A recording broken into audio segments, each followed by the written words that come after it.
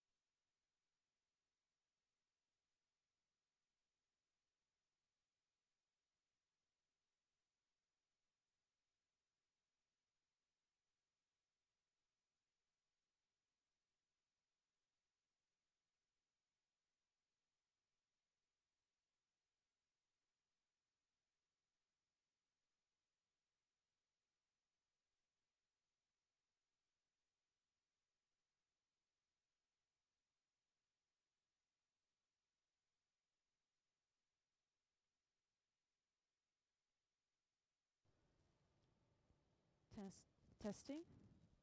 Hello. Hello, hello.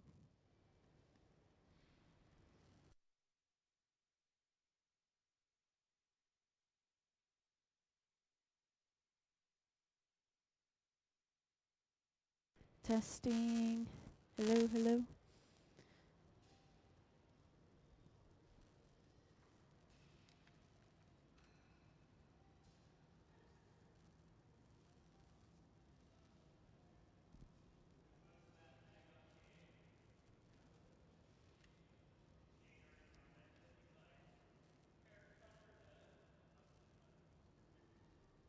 Testing.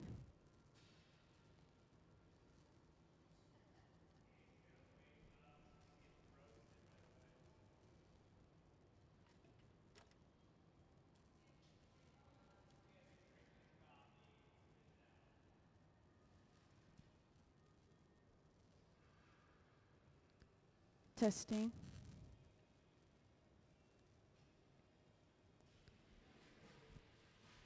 All right, so let's see. For anyone that can hear me, I'm just testing the microphone. I'm going to talk for just about a minute. So today we have a visiting artist, and our visiting artist is Todd Jannausch. We're going to be working with some color today, I heard. We're going to work with some turquoise blue. And this residency started on Wednesday. This is the last day of the residency.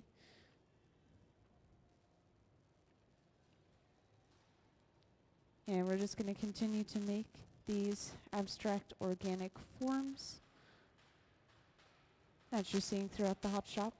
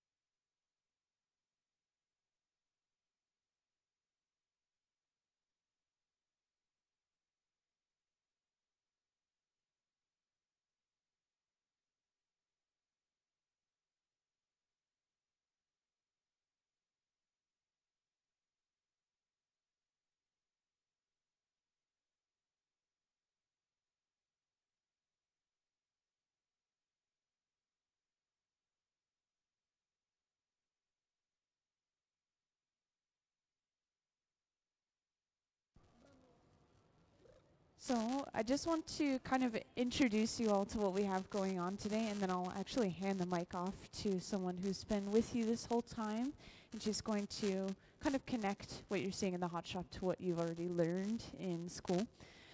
But today we actually have a visiting artist. His name is Todd Jannausch, and he's the one up in the front here with me. Everyone else here is helping him create the work that he designed. And something really important that I'd like to point out are these figures that we have on the front pedestals on both sides of the hot shop. And somebody was already asking me about these, so perfect timing. But these are made out of plaster. These individual pieces are actually stacked on top of each other. It's not interconnected at this moment, not physically, permanently connected anyways. And I have a really good example. The way that these are made, and the reason they look so fluid-like, is because the plaster was a liquid. They poured it into a balloon, and then they would place that balloon onto, and maybe even place something on top of the balloon to create these individual figures. And these are all things that Todd made at his own personal studio, and he brought them in to kind of show what the final products we're seeing in the hot shop will look like. So they'll look a little bit different. We're going to have some different colors, of course, and we're making it out of glass, not plaster. And then Todd will take these pieces of glass home with him, and he will turn them into one of these creations, along with some concrete as well. So there's going to be concrete and glass in these sculptures. And the idea is to play with strength and fragility. People usually associate concrete with being strong and glass with being fragile. So it's just kind of playing with those ideas. And yeah, he's here today as his last day of the residency. He started on Wednesday here, so they've made quite a few of these pieces. And we're about to see them make a light blue version of one of these forms. That's starting over on the right bench. And I'll update you further and kind of follow along with the process after you guys get your special introduction through Emily. And if you have any questions, feel free to just raise your hand and let me know at any point.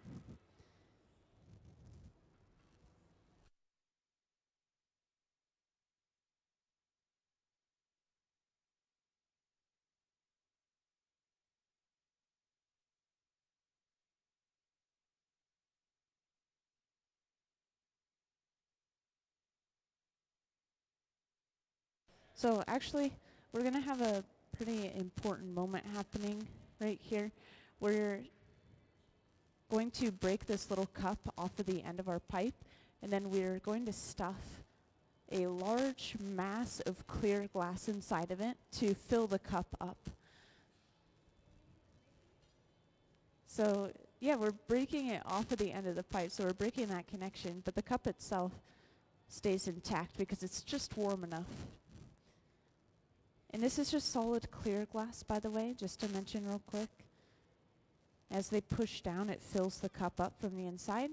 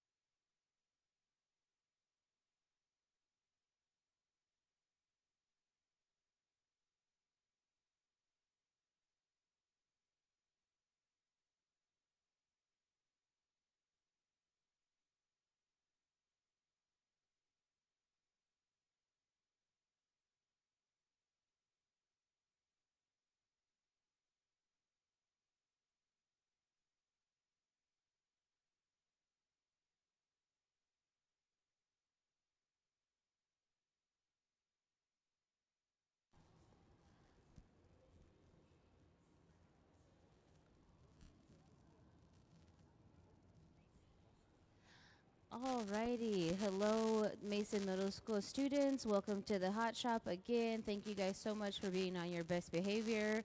Today in the hot shop, like Mackenzie said, we have Todd Jannausch as the visiting artist he's been here for the past couple days. For the guests that have just joined us, welcome to the hot shop. We have a science of art class that we have art educators from the museum go out and work with the students to teach them about heat transfer. So in a moment, we're going to go over their in-class heat transfer lesson, and so you'll be able to kind of get a glimpse into what we do in the school district, in the Tacoma Community Schools, from here from the Museum of Glass. So welcome to everyone who just joined us. We're going to go over this PowerPoint, then we'll get back into the process here on the hot shop floor. So our first slide for our Science of Art 6th grade phenomena heat transfer lesson is the conduction of heat through an aluminum bar. Conduction is the transfer of heat through a material by direct contact. Mason Middle School students, be sure to pay attention. I will come around and quiz you guys about this for prizes in a moment. Conduction is the transfer of heat through a material by direct contact. The cold water on the left side is like the hands at the end of the pipe. The bar in the middle of the styrofoam cups are like the space between the hands and the hot glass. And then the next slide is the convection of heat. Using honey as our fluid, we used honey in the classroom to get it nice and hot to change its viscosity, similar to how we do here in the hot shop while we're working. Convection is the heat transfer by the movement of a heated fluid. The viscosity of glass changes when it's heated or cooled, similar to how the honey moves differently when it was heated in the classroom. And then our last slide is radiation, is the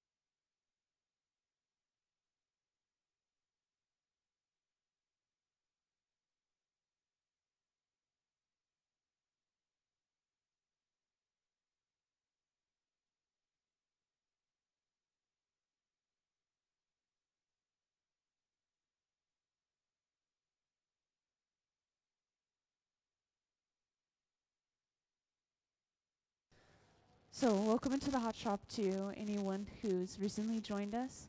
Today we have visiting artist Todd Jannausch in the hot shop, and he's the one who's kind of inspecting, helping turn on torches, all that right now.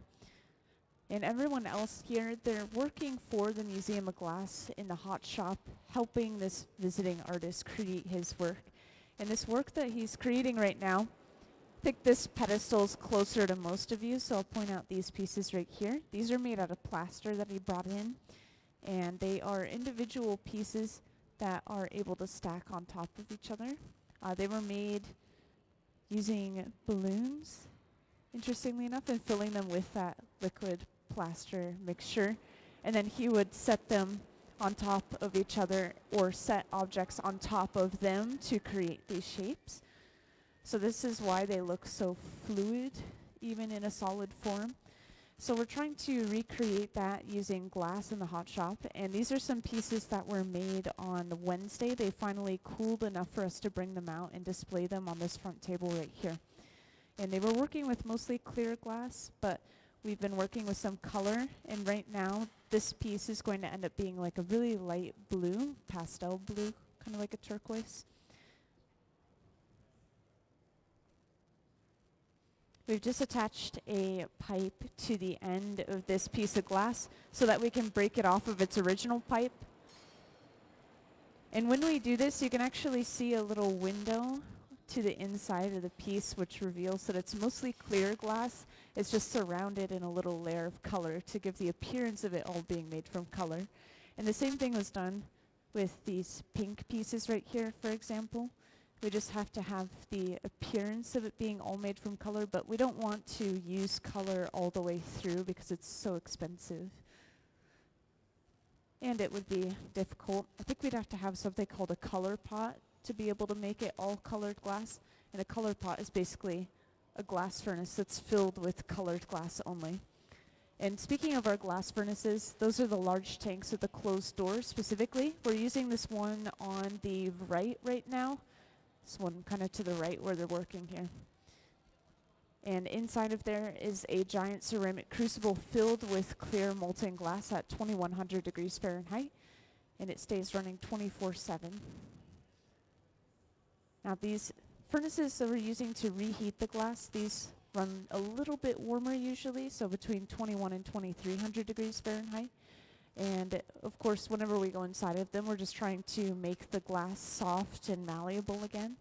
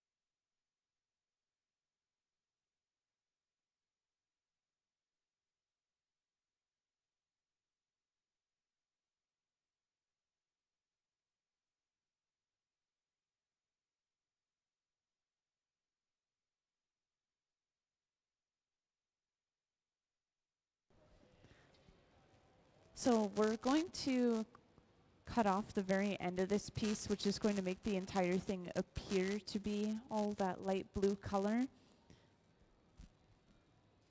This is basically just getting rid of that little clear window that we had.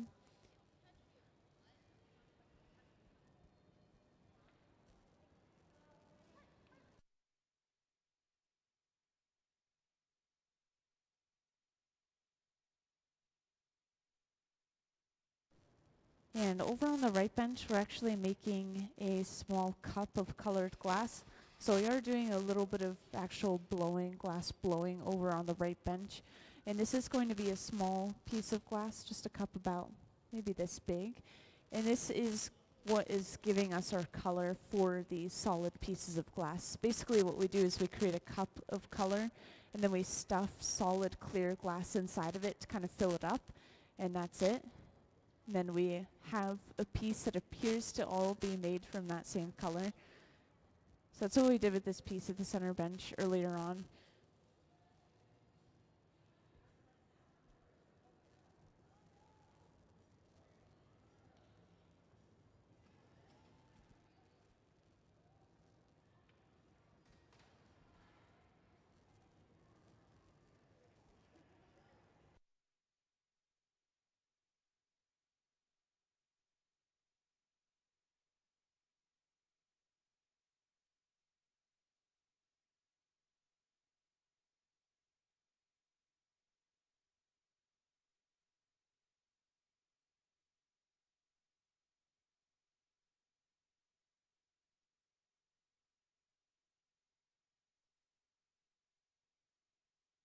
Now we have this set up in the front, and this is a little bit unusual. This is not something we do for a lot of pieces in the hot shop, but this is a piece of kiln shelf laid out. It's coated in beeswax, which you can see burning just a little bit.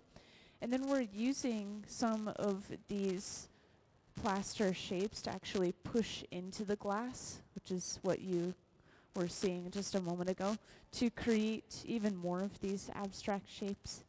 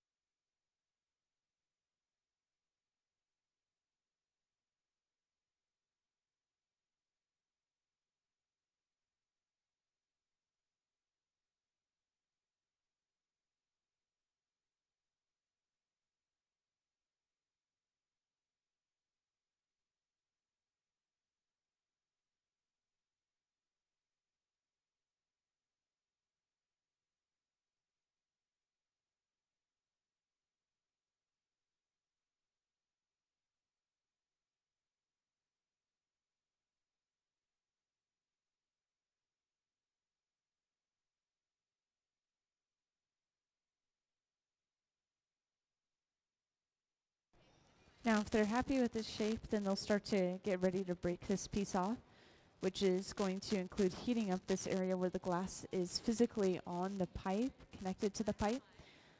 And we'll heat this connection up until we see the piece start to move a little bit. And then we can apply water to crack that connection and completely break this piece off. And you can actually see where we've broken all of the previous pieces off.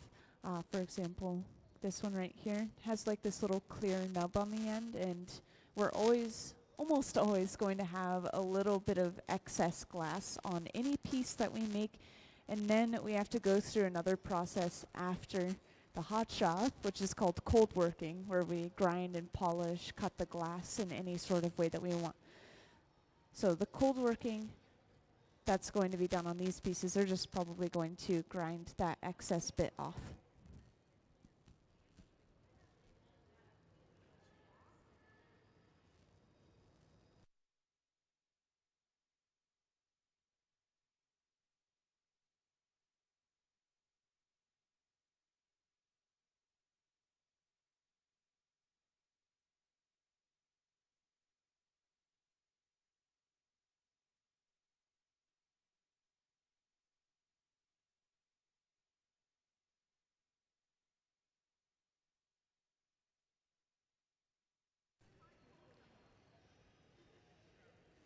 And to make this process go a little bit faster, looks like we've moved on to a different torch.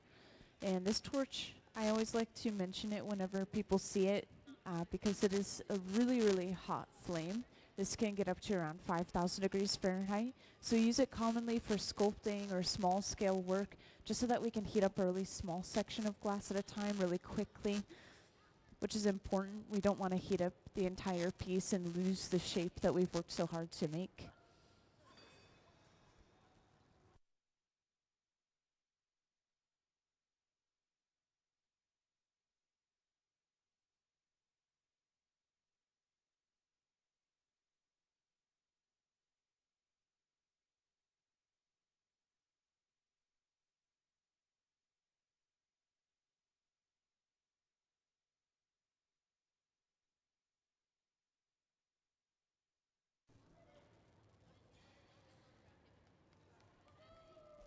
And let's give them a round of applause for their first piece of the day. That was our first blue version of these abstract forms.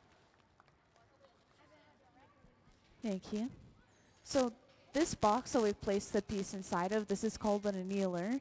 And we have to basically just really slowly cool the glass down, and this prevents thermal shock from happening in any part of the glass. And this is especially important because we broke the piece off of the pipe, so those cracks can actually travel through the glass if it gets too cold.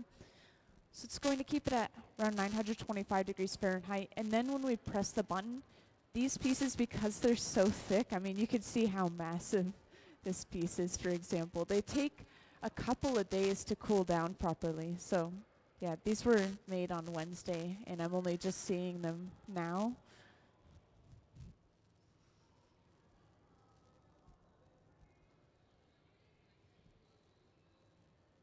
And once again, over on that right bench, we have made another little color cup. So you'll get to see how we get the color on the piece to begin with right here. To keep these cups warm, we're placing them inside of this little box in the front. It's basically like one of the annealers. It's just a smaller scale to keep small pieces of glass warm or to slowly cool them down. So this is basically prep work. And now we'll prepare a mass of clear glass on the end of our pipe. We'll pull that cup back out and stuff it inside of the cup. That's basically the process that you'll see pretty soon. And in the meantime, kind of want to see what they're doing over here.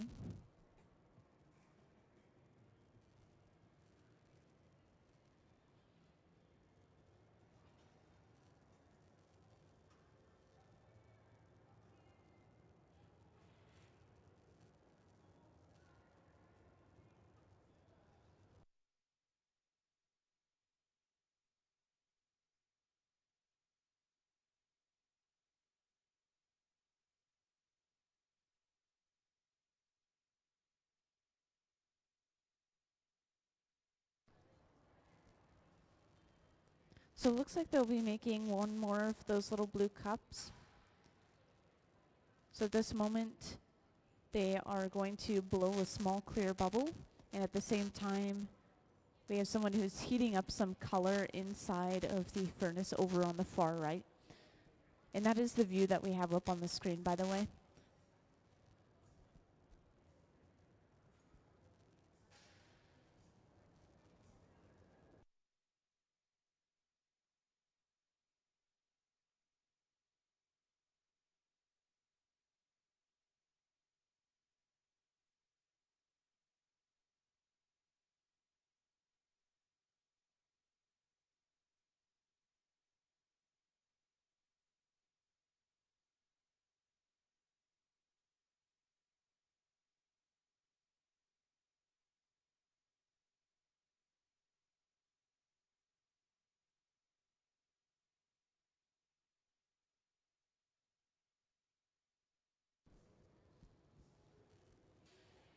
So yes, the glass that we have at the bench at this moment is completely clear. It's just orange from how hot it is. And the same thing applies to the color. They're both just so hot that they're radiating light as well as heat.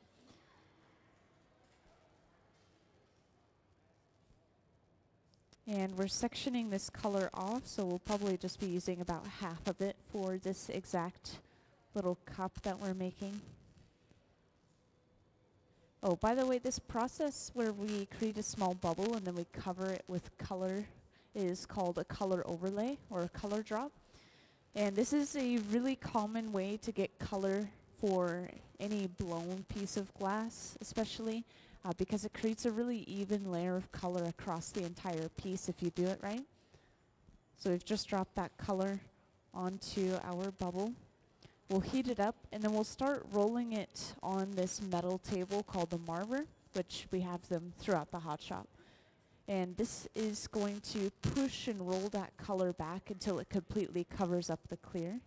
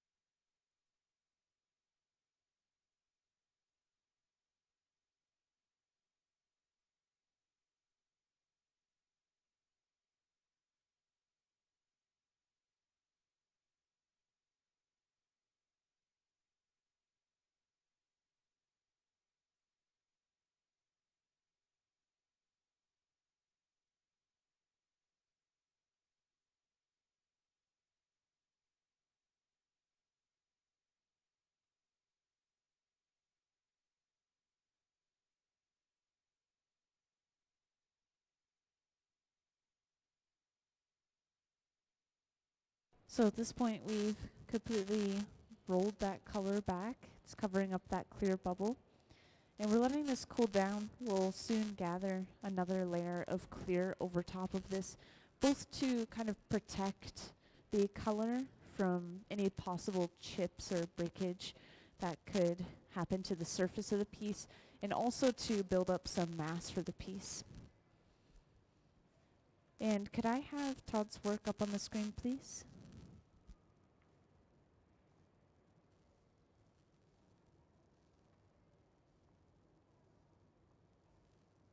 Thank you. So I don't think any of you guys have had a chance to see this yet, but we have a slideshow put together for our visiting artist who we have in here today.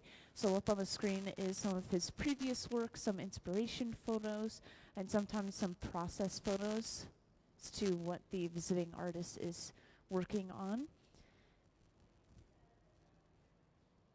And just to point out once again, the pieces that we're working on today are pretty similar to what you're seeing on the front pedestals. These are all individual pieces that were created and then assembled together. And they fit together like puzzle pieces, just really smoothly connected. And we're making these out of glass. So these were all made on Wednesday down on this front table here. These are some really good examples. And the way that Todd is going to incorporate these with his work is he's going to use both concrete and these pieces of glass kind of together, stacked on top of each other. So this is supposed to play with the idea of strength and fragility. Concrete's usually associated with strength, and glass is usually associated with fragility.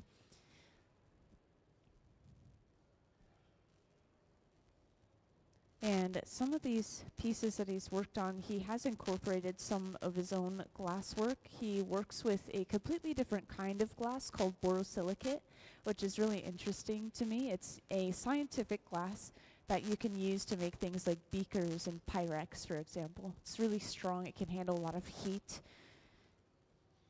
So one of those pieces that you saw, the hammock, that was made out of a bunch of pieces of borosilicate glass that were basically assembled like chain.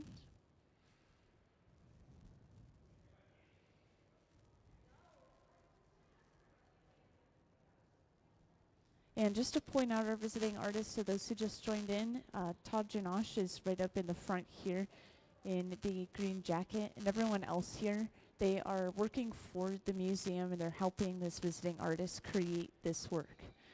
And they're here basically whenever we have a visiting artist. They're here when we make items for the store. They just work here full time in the hot shop. Oh, and this piece that we're working on right now is basically going to turn out a small blue cup of colored glass, and this will be used the same way we used to create these, is that we will stuff those cups of color with clear glass to kind of fill them up. So if you were to look inside of those pink pieces of glass, it would just be all clear throughout and just a really thin layer of pink on the outside.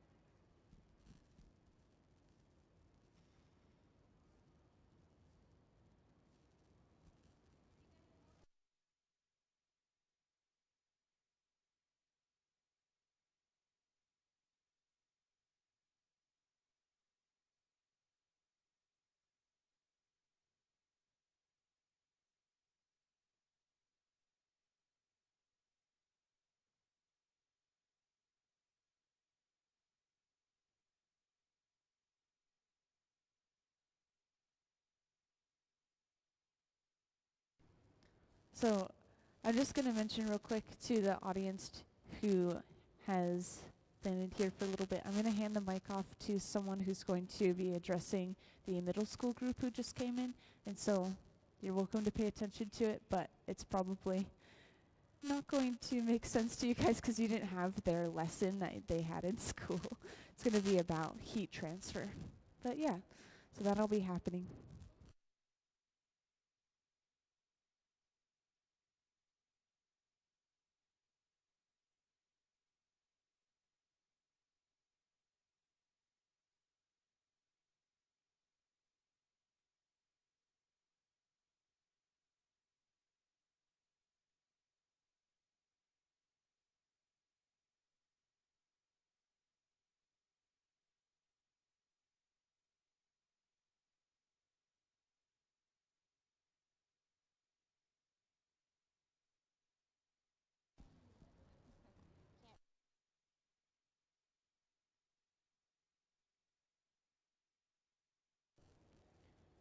Welcome, Mason Middle School students, to the Hot Shop. Thank you guys so much for being here and being on your best behavior. I hope you've been enjoying your tour in the Hot Shop. This week, our visiting artist is Mr. Todd Jannausch here, and he's exploring different forms. As the ones here on the podium, these are not glass. They're really cool organic sculptures that he will be making glass pieces the same and then stacking the glass at a different point in time. So we're going to get into your Science of Art lesson. In the Tacoma Public School District, Museum of Glass goes out, and we send a Science of Art educator to talk about heat transfer and how it connects here in the Hot Shop. So we'll make those connections together today. We're just going to go over your lesson, and then we will continue to watch the process unfold. Can we please see the Science of Art in class lesson? All right, we'll get into the heat transfer. We'll go to our next slide, please, and we will go over the conduction of heat through an aluminum bar, the transfer of heat through a material by direct contact, the cold water. Oh, conduction is the transfer of heat through a material by direct contact. The cold water on the left side is like the hands at the end of the pipe. The bar in the middle of the styrofoam cups are like the space between the hands and the hot glass. Next slide is convection of heat. So we used honey as our fluid in the classroom setting. Here in the Hot Shop, of course, we use hot glass. So convection of heat is convection is heat transfer by the movement of a heated fluid. The viscosity of glass changes when it is heated or cooled here in the Hot Shop, similar to how the honey moved differently when it was heated in your classroom experiment. And then our last slide is radiation. Radiation is the emission or transmission of energy in the form of waves or particles through space or material medium. Here in the Hot Shop, we can protect ourselves from radiating heat by using the shields in front of the ovens that have the orange holes on the front of them. Or we use paddles to protect ourselves at the bench from the radiating heat off of the hot glass. Okay, thank you, Mason Middle School students, for paying attention to your in-class lesson. And please be sure to pay attention to Mackenzie and I as we talk about what's happening here in the Hot Shop. I'll come around and ask you some questions, and you'll be able to win a prize. Thank you, Mackenzie.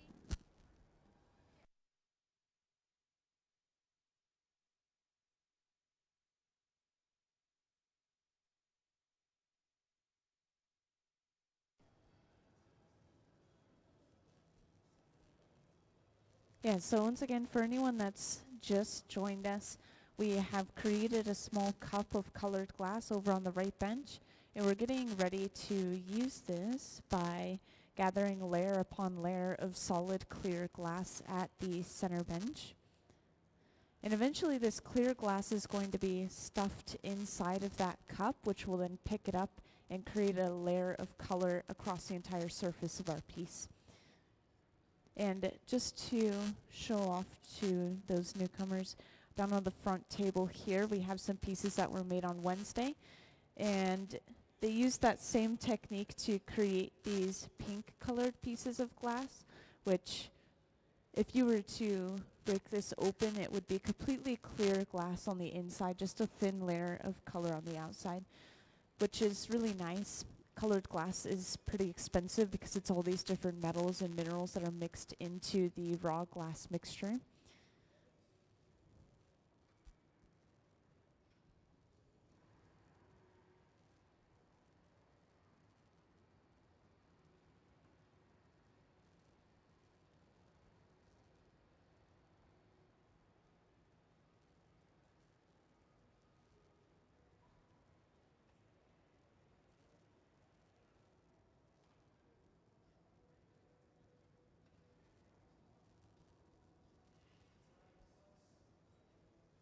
So we've just taken out a heated ring and placed it on the floor.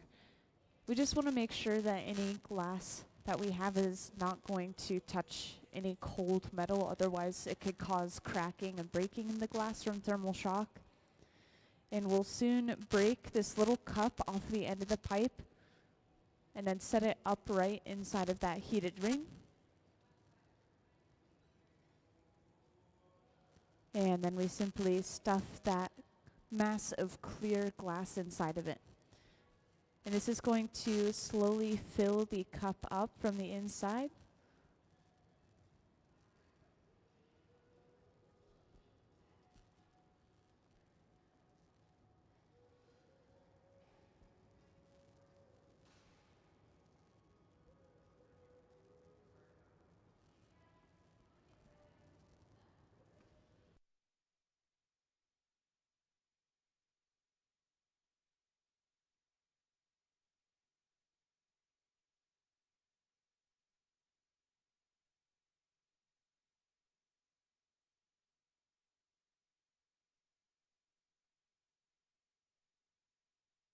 Yeah, so just to talk about working with glass a little bit, whenever we're working with the glass in the hot shop, when it's fresh out of the glass furnace, which was that tank with the closed door there, it's the texture of honey.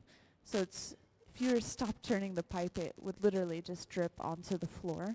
But when we're working with the glass like this at the center bench, rolling it on the table, for example, this is more so like a taffy or a putty texture. It's not completely molten to its full capabilities at this point, but we don't want it to be uncontrollable on the end of the pipe, so we keep it a little bit more stiff.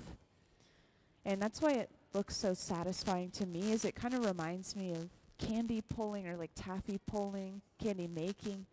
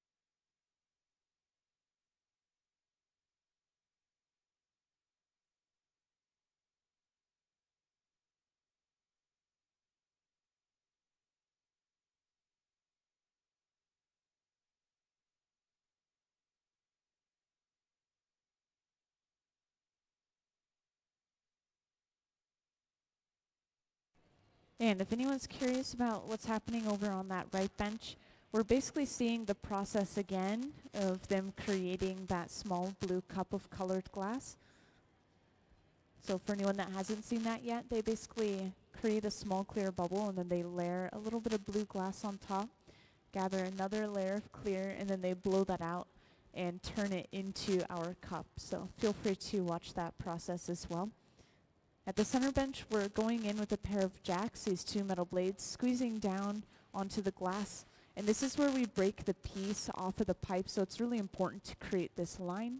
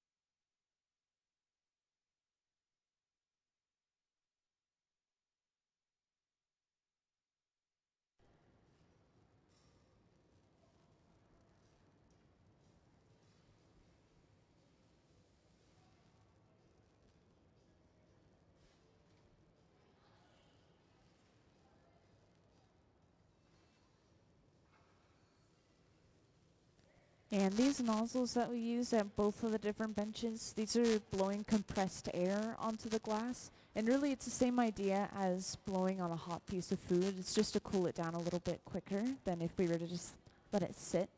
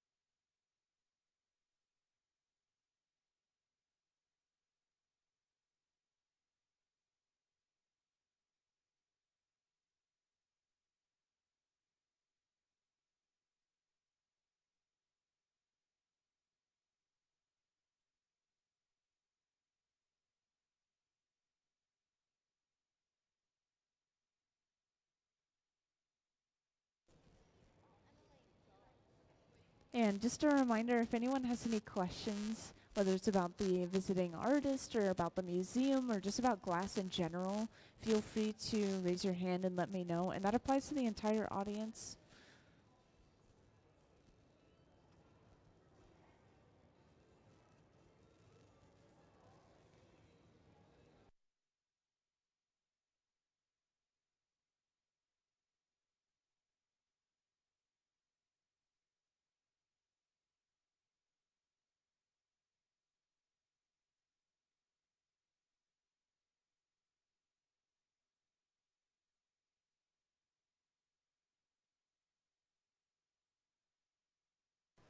Also, at the center bench, we've attached a pipe to the end of our piece. We broke the piece off from its original pipe. We do this with basically any piece we make in the hot shop, no matter if it's blown or sculpted. We need to get access to the other side of the piece, so that's the way we do it. And I was pointing this out to the crowd that I had earlier, but just to show what this does, when we attach a second pipe to the piece, this usually is going to leave a small amount of glass behind that we then have to grind and polish away through a process called cold working on a later date. So this piece, once it's done in the hot shop, it's still not completely done. We then have to go through that cold working process. And if you were to look at the end of this piece, you'd see that there's basically a little clear window into the piece. And this is because that color didn't quite go all the way to the end. So we're just going to pick the end off, cut it off, and then we'll have a really nice, just complete blue on the outside.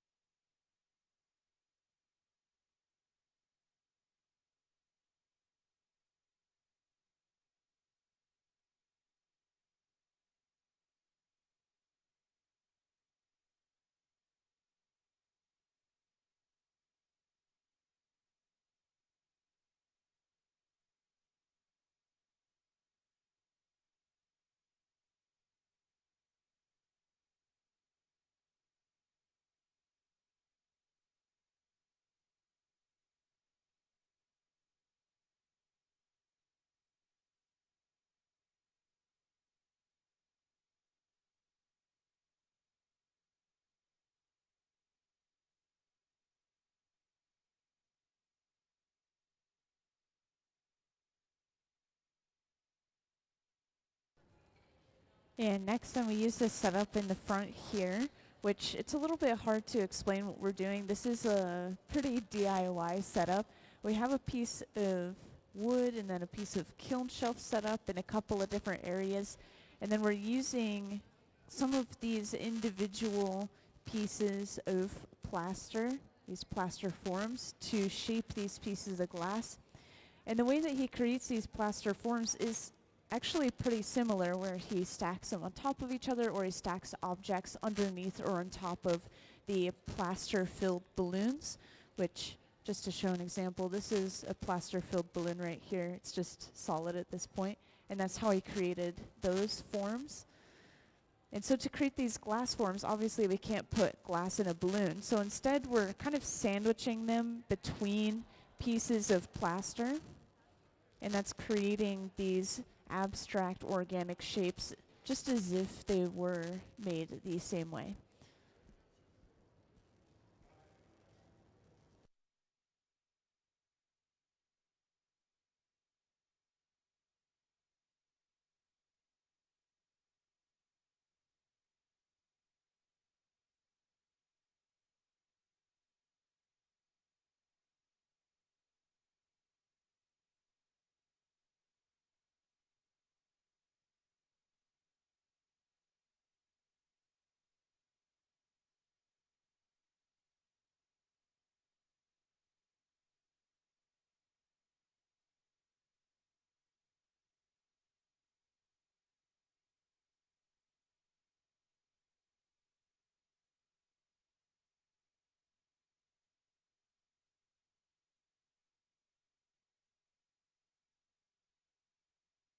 So these pieces technically have two parts, because we first create the cup of color and then we stuff the clear glass inside of it and then turn it into these forms.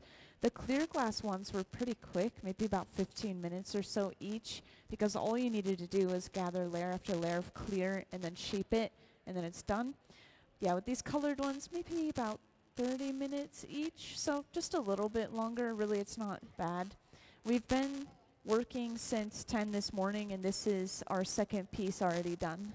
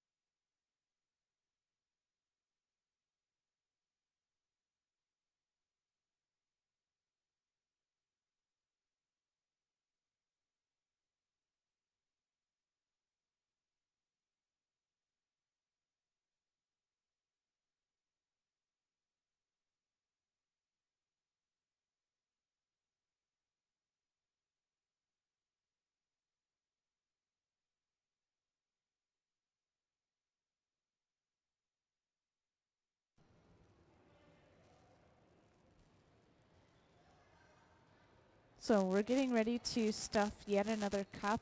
We have that cup at the center bench, and we have a mass of clear over on the right bench that we're heating up, preparing to put inside of that cup.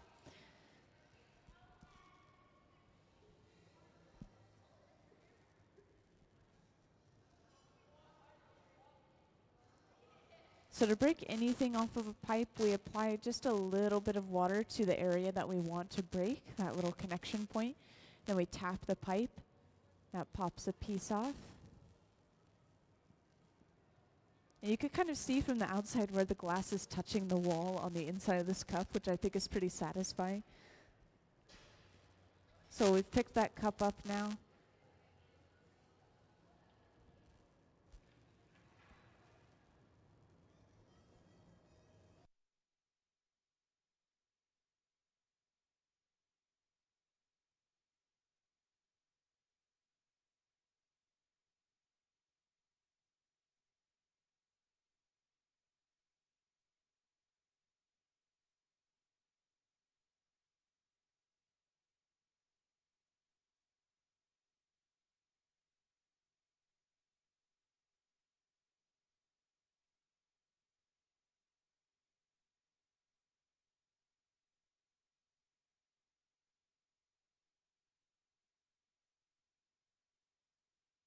So when we're rolling the glass on this large metal table here, the marver, this is mostly to shape it this time. We're just trying to make sure that that cup is completely touched down all the way around that clear glass before we move on.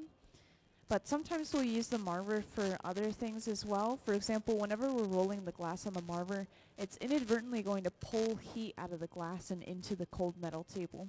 And so this cooling of the glass actually makes it a little bit more solid, as you might imagine. When you cool it down, it becomes hard again. So sometimes we'll cool a certain area of the glass to keep it thicker.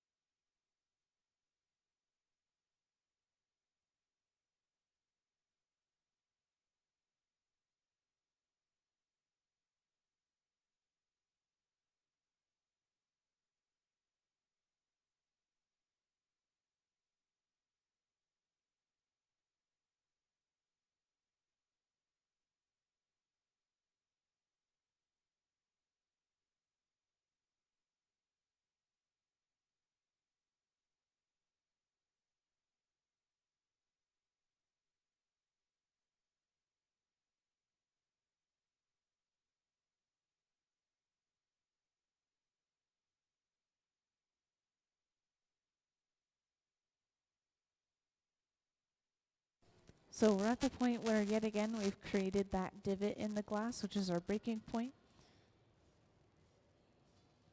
So from here, we'll bring another pipe over with a little bit of clear glass on the end and attach it to our piece, and then break the piece off from the pipe it's on now.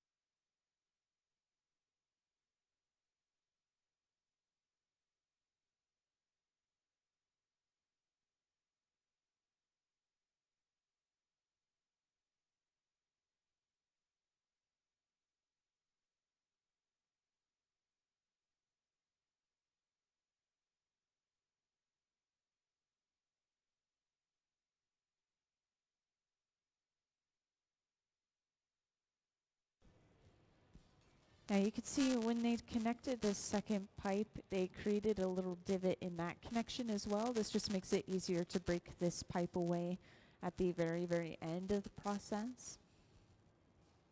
And then to break this piece off, apply a little water, tap the pipe, and it pops right off. And I just want to double check, have you guys had a chance to see our visiting artist previously made artwork yet? Did you? Yeah, there's like a slideshow that I played for some people earlier, but I'm not sure when you guys joined in. So could I have Todd's slideshow up on the screen, please?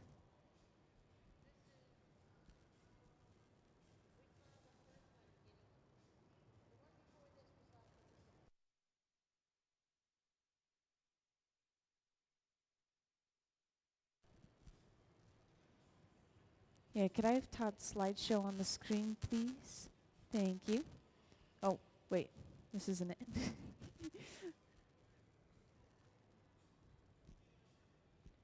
Yeah, so for those who are just joining in, on the screen there is a slideshow of our visiting artist artwork. And this shows off some previous artwork that our visiting artist has made, who once again is Todd Jannausch. He's the one up in the front here with the green jacket. And then everyone else here is kind of assisting him in creating this artwork that he's designed. I'll make sure to point out if I see any specific photos I want to talk about. There are some kind of inspiration photos. And then there are also some previous works, of course, and then maybe even some process photos. And I do have some examples of the process down here as well. For example, like this plaster-filled balloon, which was used to create these individual, very liquid-looking like forms here.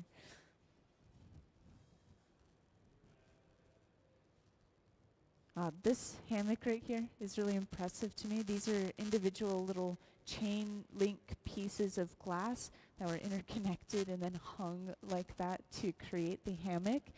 And it's made out of a special type of glass called borosilicate, so it's a little bit stronger. It's the same type of glass that they use to make beakers and Pyrex, for example. So if you were to blast it with a flame, it wouldn't crack or break even.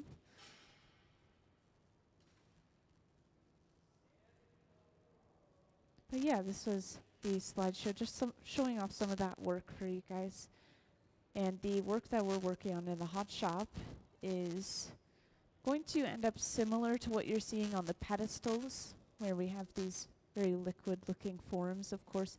And these are individual pieces. They're not physically connected together.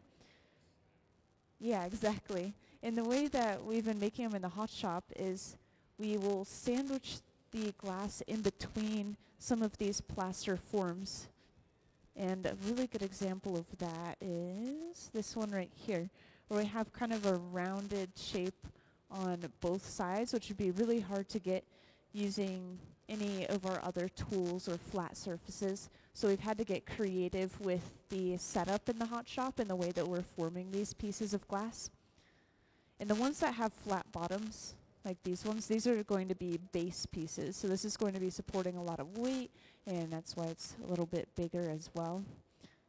And these pieces of glass are so thick that when we make them, they actually have to cool for a couple of days. Like these pieces you're seeing here were made on Wednesday.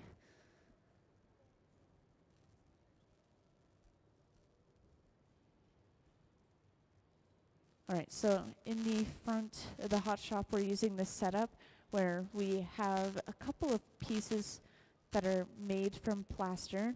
And once again, we're sandwiching that glass in between them.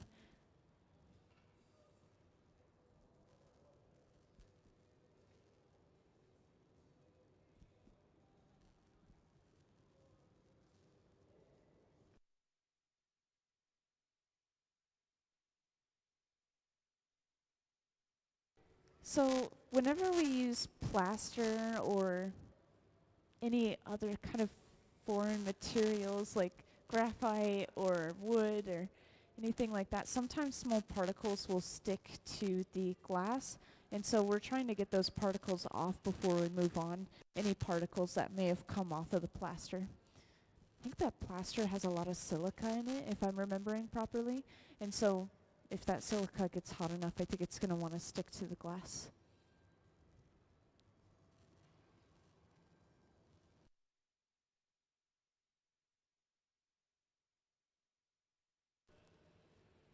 And they're working as quickly and efficiently as possible right now, so we've just passed that piece off to the right bench. It looks like they're getting ready to break it off and put it away over there. And the way that we do that is we superheat that area where the glass is connected to the pipe, and then they kind of cut at that connection or apply water to that connection to crack it, and then they break it off inside of this large black box on the right wall.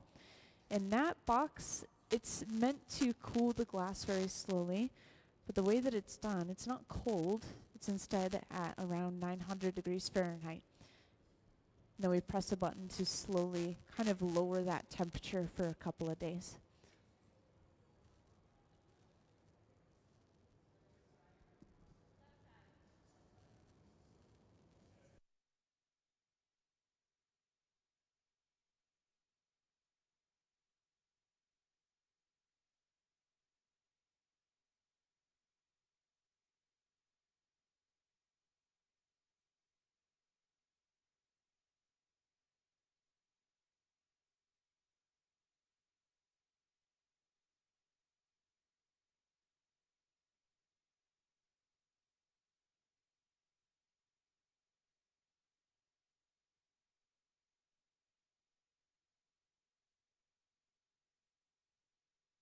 So that was the third one of those blue forms that we made.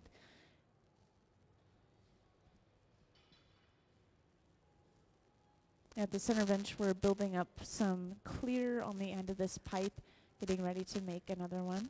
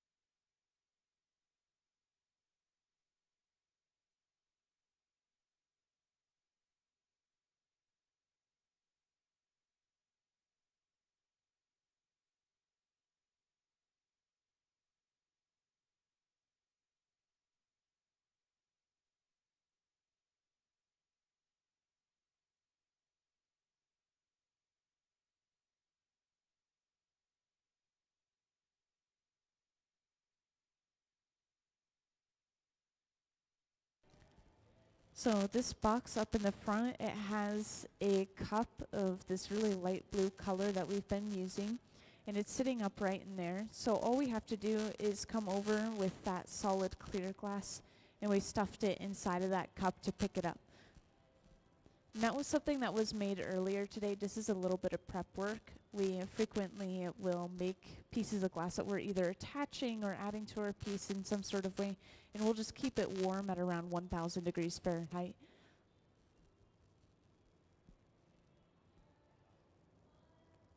Yeah, I know, nice and toasty, but the glass is completely solid at that temperature.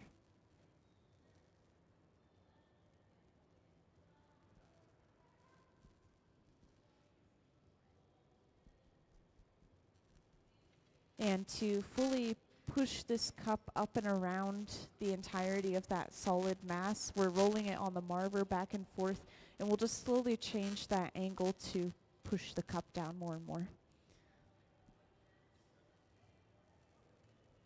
And it looks like they might be doing a little bit more prep work over on that right bench.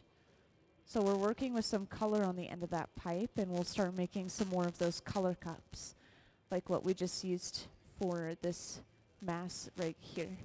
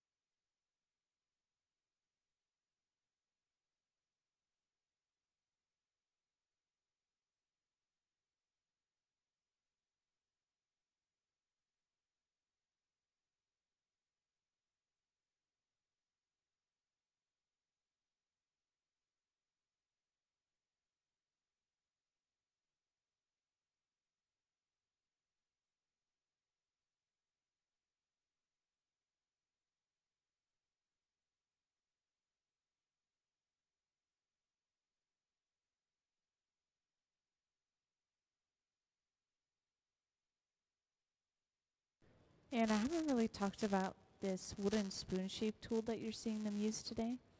This is called a block, and we're just kind of trying to smooth and even out the surface of the glass to get a pretty round and overall smooth shape again. We'll usually use this for blown pieces to make sure that a bubble inside of the glass blows out evenly, but this time it's just to shape it overall.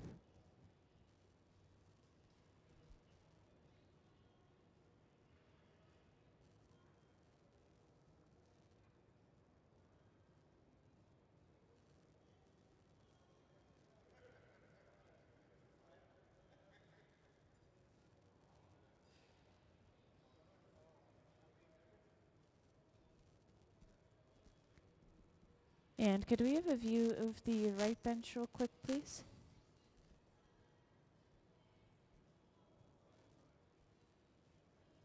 Thank you. So I don't think you guys have had a chance to see this yet, so I just wanted to point this out real quick. We have completely melted down a piece of that solid color, and we're dropping it on top of a small clear bubble. And then we'll go through the process of pushing and rolling this color back until it completely covers that clear bubble, which creates a smooth, even layer of color across the entire piece. And it's the same thing we did for these pink ones down here, for example. So if you were to look inside of this piece, it's mostly just clear glass inside, but has that thin layer of color across the surface.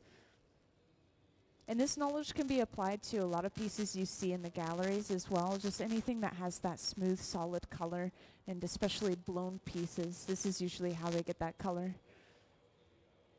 Thank you. Now at the center bench, we have sectioned this glass off. We created a divot in the glass. So we'll break the piece off from that divot.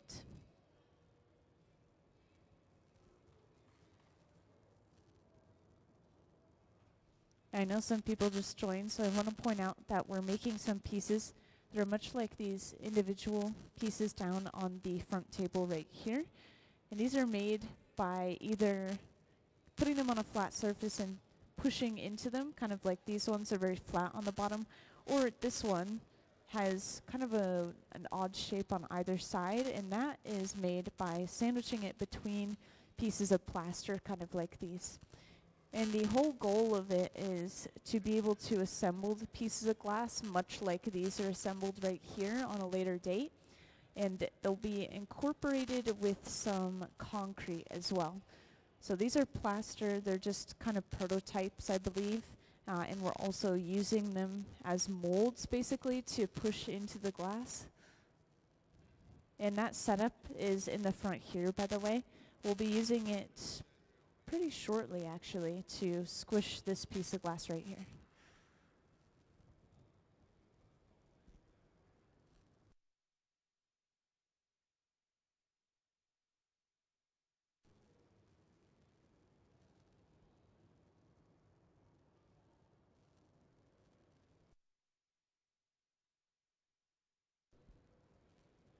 Now at this moment, we've just attached another pipe to the end of our piece. And this is attached pretty securely. And then we go in with a tool. These are the jacks, these two metal blades, and we're squeezing at that connection, creating a divot. And this just makes it easy to break this pipe off later on as well.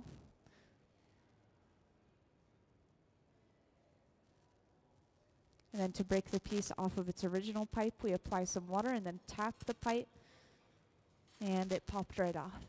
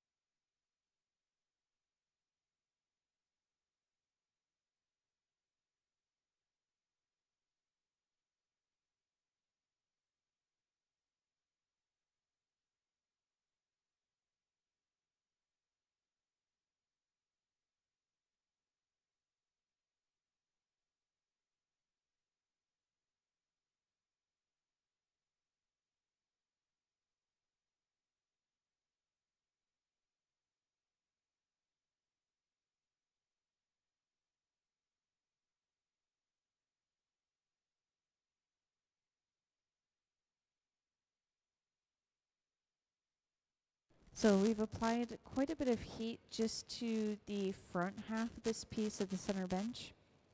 And we're reshaping it just a little bit. And as you watch, they're actually going to cut the end of this piece off. So the way they start this is they'll pinch a little bit of the end off, and they'll finally go in with a tool and completely snip it off. And this is because when we broke it off from its original pipe, it basically exposed a window showing the clear glass inside of all of this color. So we're going to get rid of that before we move on.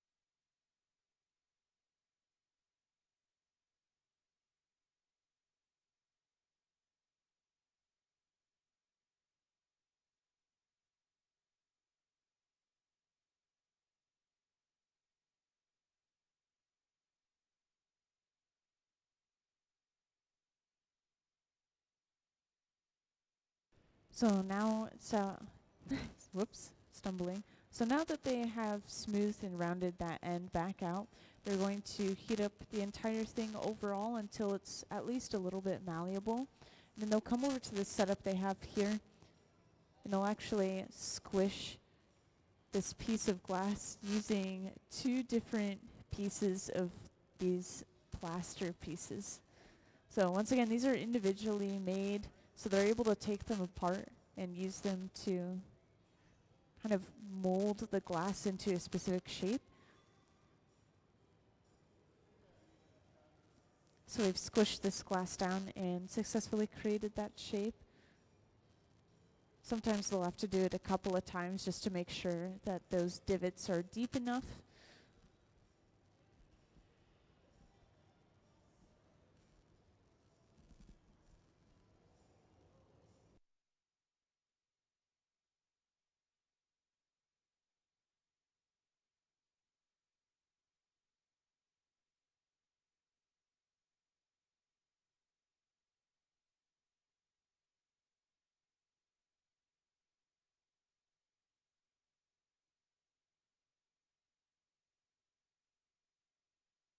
So this time when they've come over to the mold, they were angling the pipe downward, which ended up kind of twisting, contorting one end of our piece. So now we have a much more angled piece overall. Once again, these are all just abstract organic shapes, so we want them to look kind of bubbly, kind of fluid-like.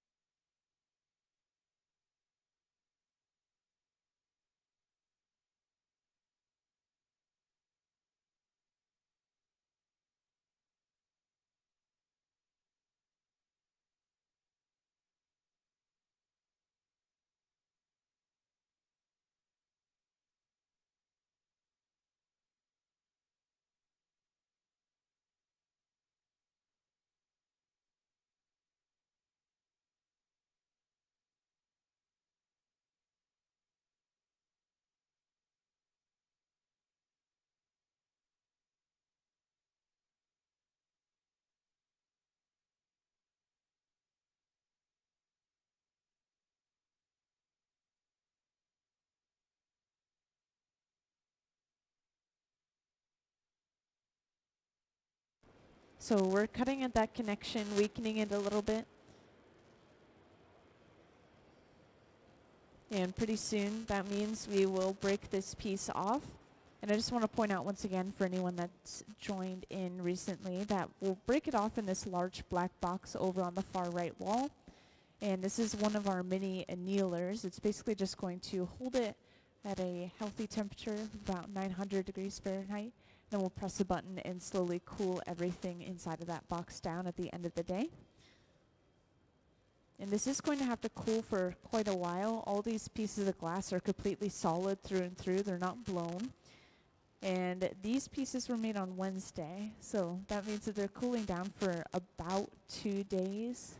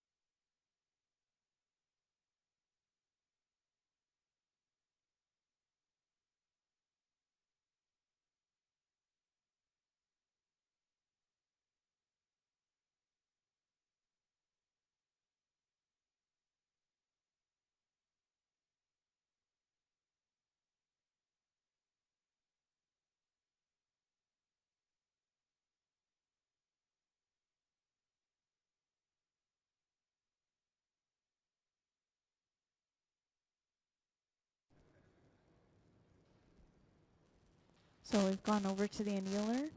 After cutting at that connection one more time, we just tap the pipe and it pops right off in there.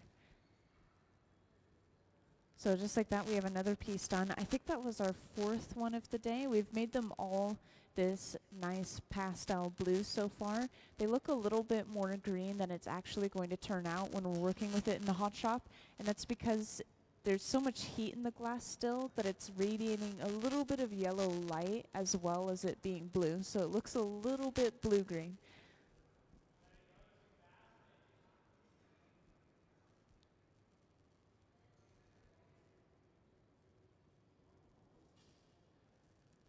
Yeah, all these pieces will be kind of stacked on top of each other on a later date, along with some concrete pieces as well. Probably made with the same technique as the plaster ones inside of the balloon here. Yeah, if I didn't show you this yet, this is a balloon filled with plaster, and that's how our visiting artist Todd creates these individual pieces like you're seeing on the pedestals.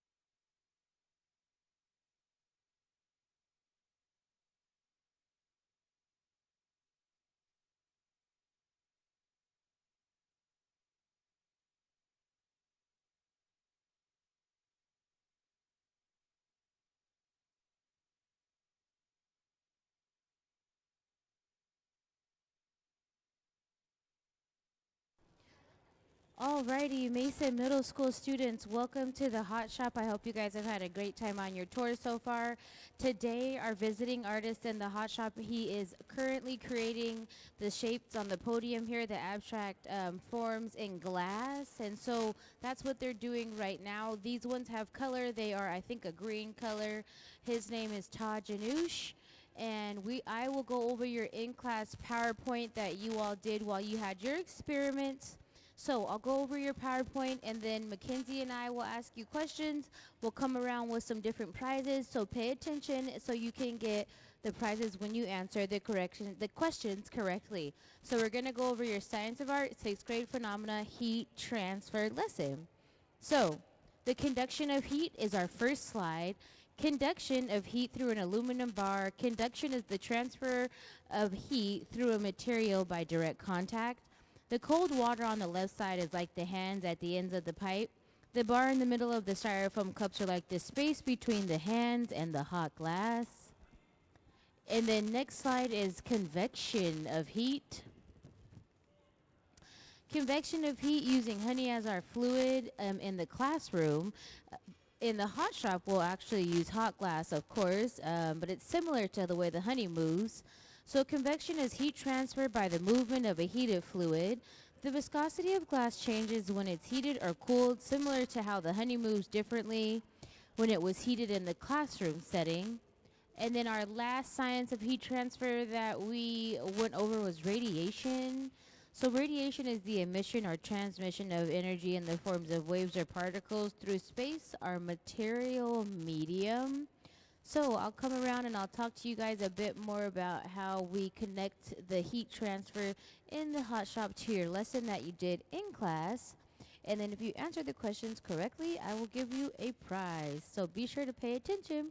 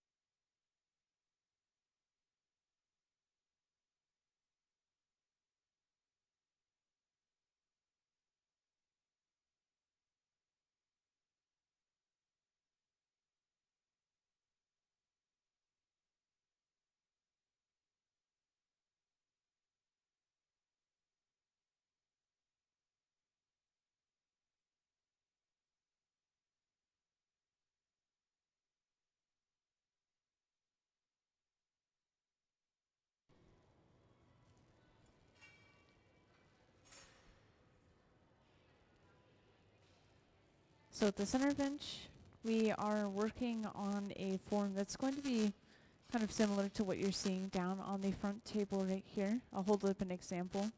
So it's a little hard to see because it's clear, but it's kind of concave on one side, and then it's kind of bulbous on the other side of this piece. And this is made using a couple of different pieces of plaster, which we have down on this setup right here. They'll actually sandwich the glass in between these pieces of plaster, and it's going to create shapes that are similar to those plaster pieces themselves. And then on a later date, our visiting artist Todd Jannausch will be taking those pieces of glass back to his own studio and assembling them together along with some pieces of concrete as well, I've been told. And we've been working with a few different colors of glass. Today we've been working with this really nice light blue, almost like a turquoise. And on Wednesday we got our first taste of color, which was a pink. There's some pink pieces of glass down here on the front table. And the reason these forms look so liquid-like is because the plaster was a liquid which was poured into a balloon. And these balloons were then stacked with other objects or other balloons themselves to create those very liquid-looking forms.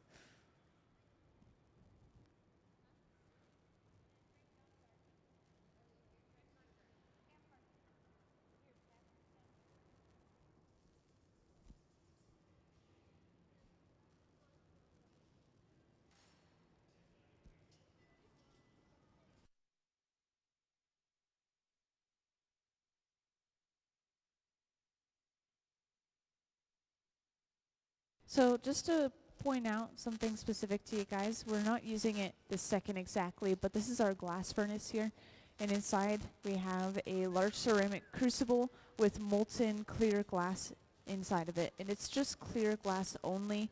We have to apply color, like the way they've applied color on this right bench right here. And that molten glass, by the way, it's a texture of honey. It's sitting at 2100 degrees Fahrenheit.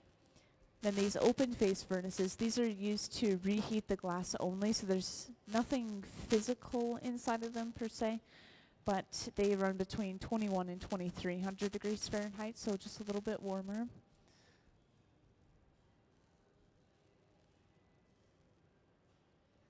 And of course, if anyone has any questions through the process, whether it's about the visiting artist or about the museum or just kind of about glass in general, feel free to raise your hand and let me know. And that applies to the entire audience, of course.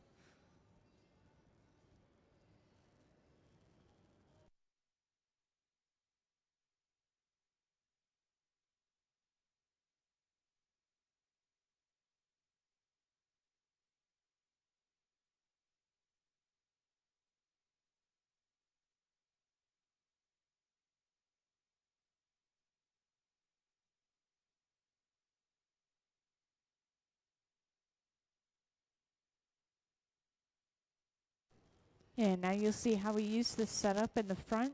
So we're squishing this glass in between two pieces of plaster once again. And you can see a good view of this up on the screen, by the way, if anyone can't quite see from where they're sitting.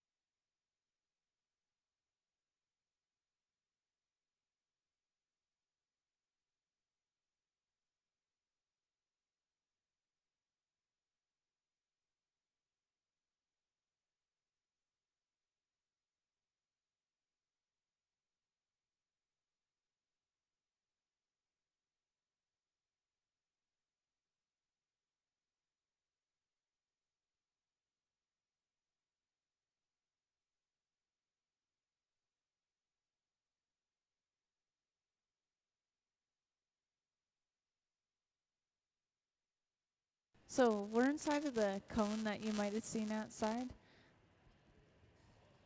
Did you see the cone outside?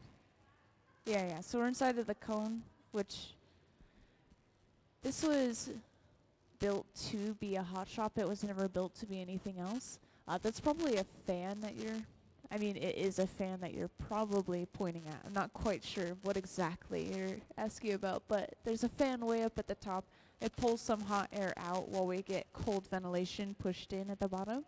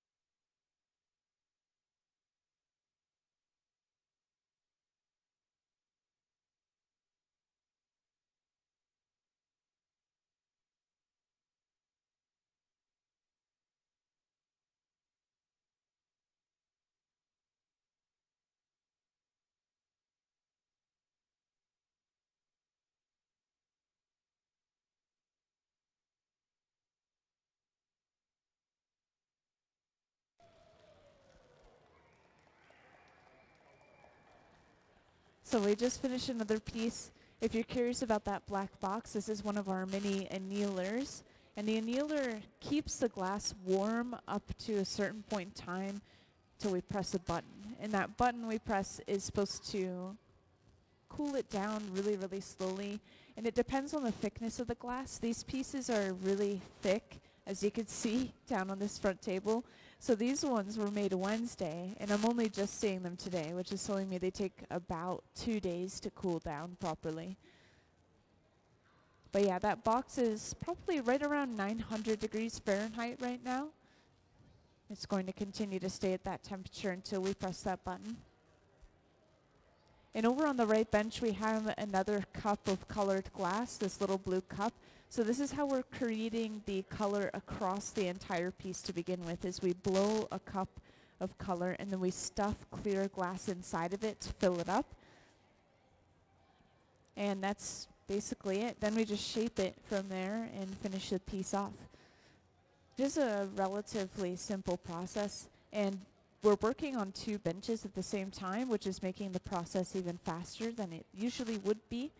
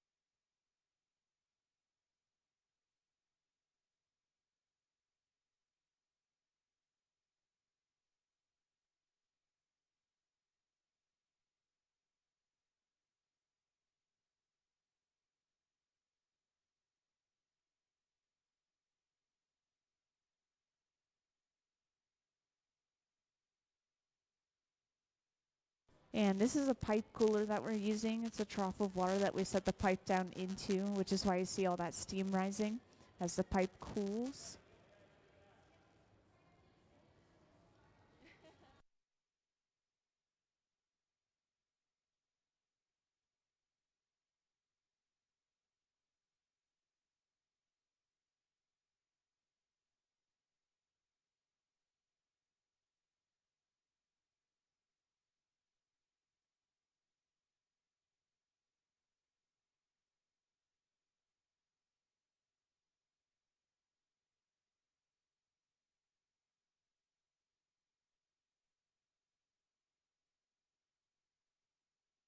So we're continuing to build up layer upon layer of clear glass on this pipe here at the center bench.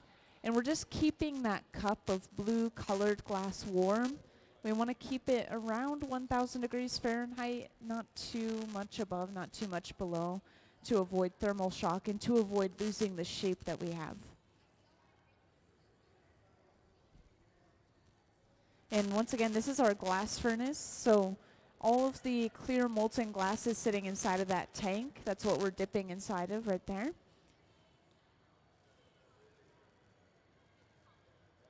And this is a strip gather. Sometimes we'll let some of that fresh, clear glass drip off of the pipe just to give us a partial amount of that glass.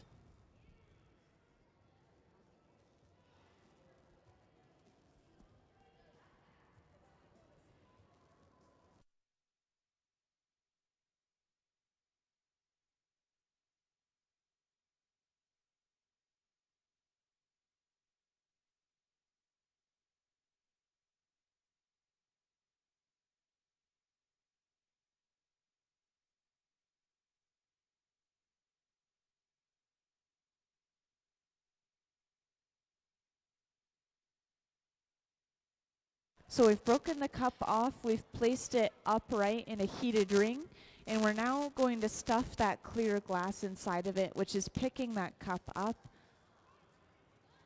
You can kind of see it slowly filling up from the inside. It's really interesting and very satisfying in my opinion. And now we have our color on our piece. So this is the exact same thing we did for some of the pink pieces we made on Wednesday, for example. So if you were to break this open, you'd be able to see it's all clear glass on the inside. It's just a thin layer of color on the very outside. And some of these actually do have little clear glass windows, like this one.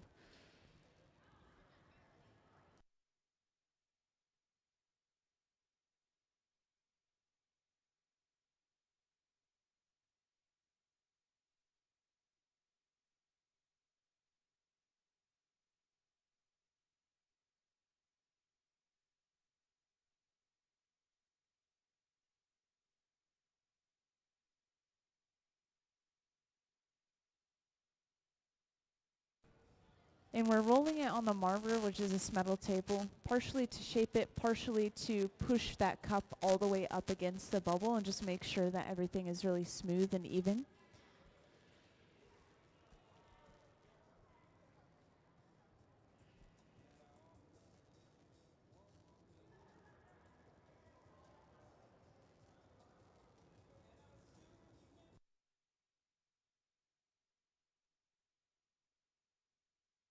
And it's been a while since I've showed off our visiting artist artwork, so I just want to point out our visiting artist is up in the front. He's been talking to people. He's been squishing the glass himself using these pieces of plaster up here as a mold. And his name is Todd Jannausch. And could I have his work up on the screen, please? So on the screen, there's going to be a slideshow going. And this is going to show off some of his previously made artworks and maybe some inspiration photos. And you'll see how a lot of these ideas kind of connect together. Now, Todd does work with a little bit of glass himself. He works with a different kind of glass than you're seeing in the hot shop called borosilicate. And borosilicate is the same type of glass that they use to make beakers and to make Pyrex, for example. So it's a lot more tough. In a way, you can handle a little bit more weight with it. You can handle a little bit more heat with it.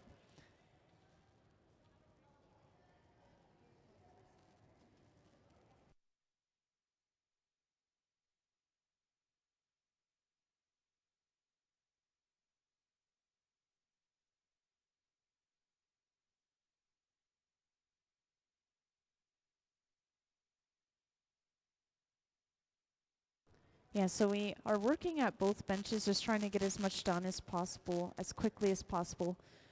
Over on the right bench, this is how they make those cups of color to begin with.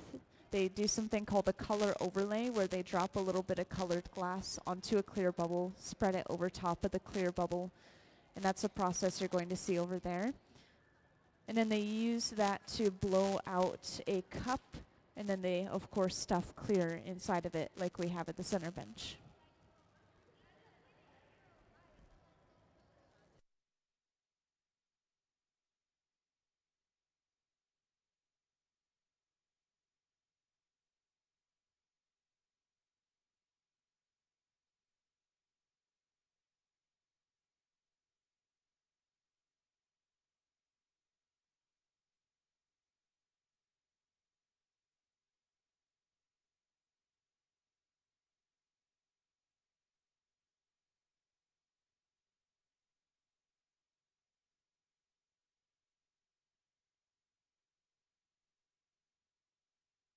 So I was mentioning this to some people earlier. Someone was asking how we break the piece off of the pipe.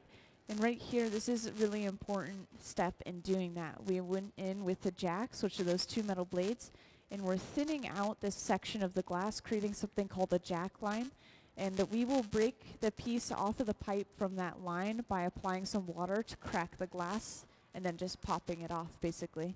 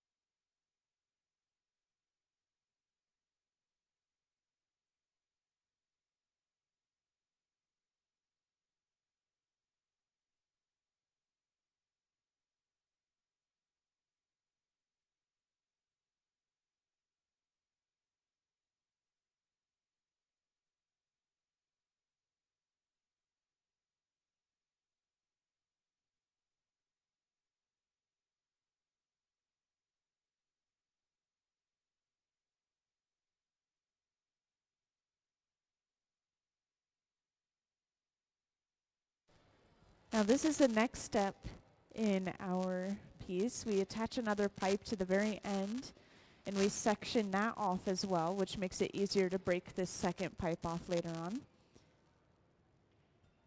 So now we have a little divot in that connection. And once this connection's set up, it's not moving so much, then we apply some water to that jack line we created, a pair of tweezers, and then tap the pipe. And tapping the pipe sends a vibration to those small cracks, which pops the piece off.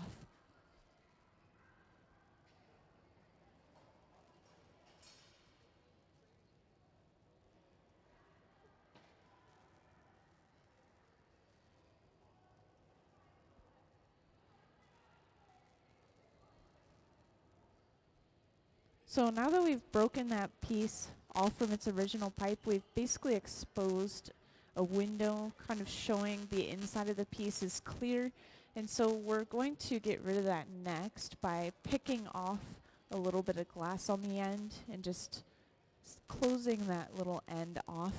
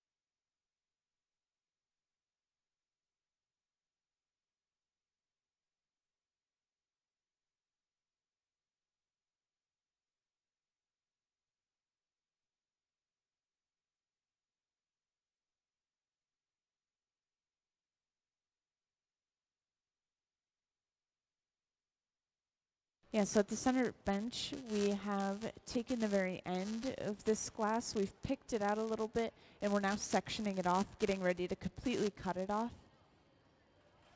And once again, this is just to make sure that the color is even across the entire surface of the piece.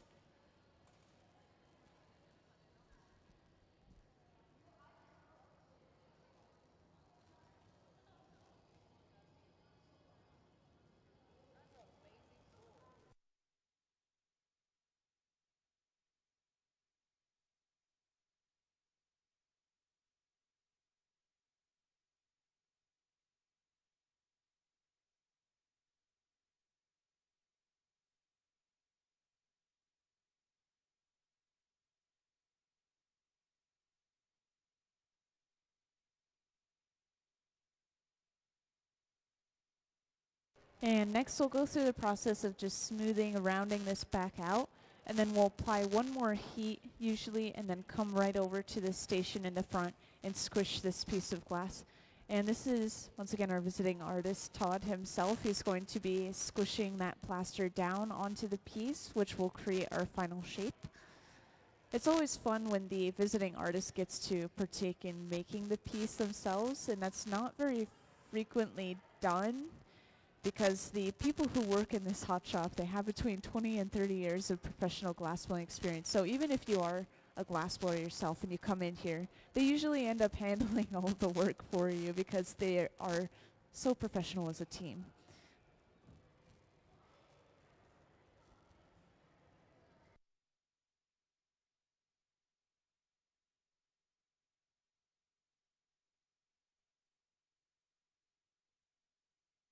So now we've come over to the setup in the front, and really all we're doing is we're setting the glass down into one of those pieces of plaster, and then Todd is squishing the top in with a second piece of plaster.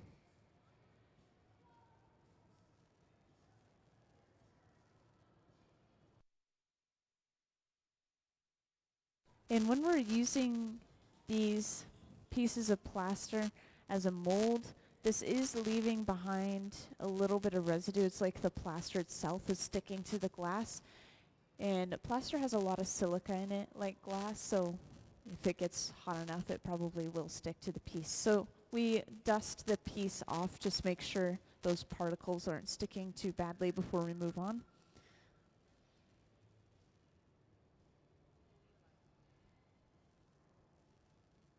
And it looks like we're going for a second squish.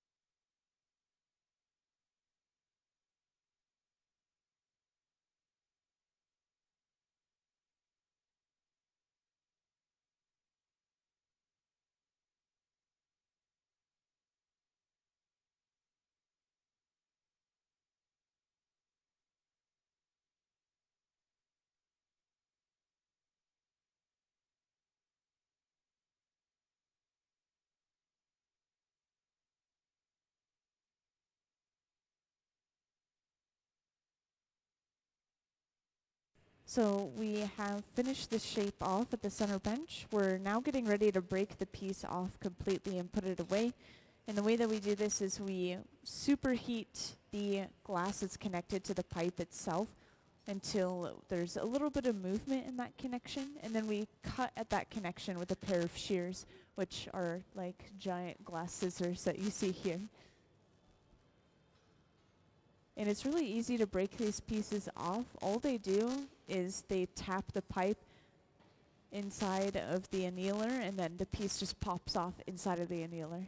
So it's a really quick move. Also, just to point out, that cup that was made over on the right bench was placed inside of this box on the floor in the front. And this is just to keep it warm at around 900 to 1000 degrees Fahrenheit. And then later on, we will stuff clear glass inside of it to create just our overall form. Yeah, this is how we're getting the color on our pieces.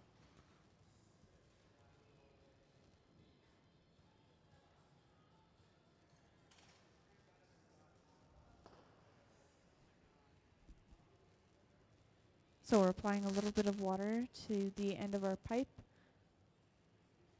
And we give it a tap and it pops right off. They're torching the bottom just to get rid of a little bit of sharpness and to also prevent any cracks from traveling. And then this goes inside of the annealer, which if you haven't seen this yet before, this is where we cool everything down. It's staying still at 900 degrees Fahrenheit, but when we finish for the day, we just press a button and everything inside cools down all at the same time. And this is going to take 2 days to cool down because these pieces of glass are so thick.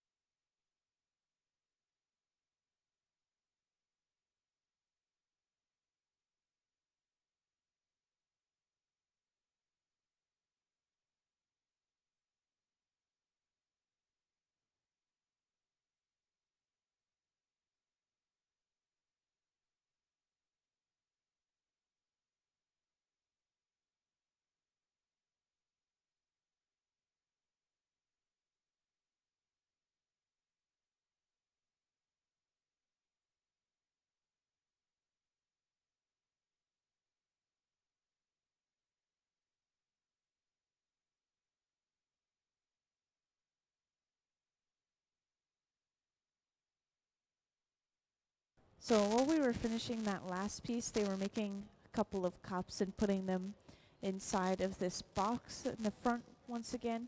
And so they'll keep them in here. They'll make another mass of clear. They'll be able to come over and stuff it inside of the cup even while it's still in this box. They just open up the door. So this next one will go by even faster than the last one because they already have those cups prepared.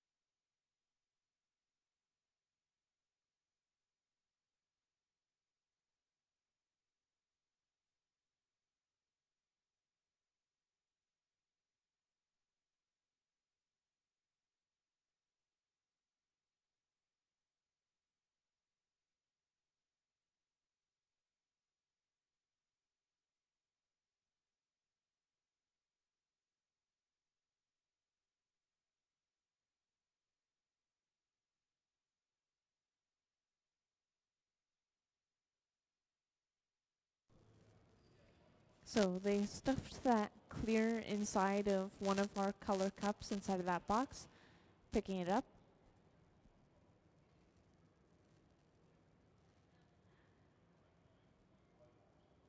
And it looks like there's probably just a little bit of particles on the surface of the glass, so they're trying to get rid of those real quick.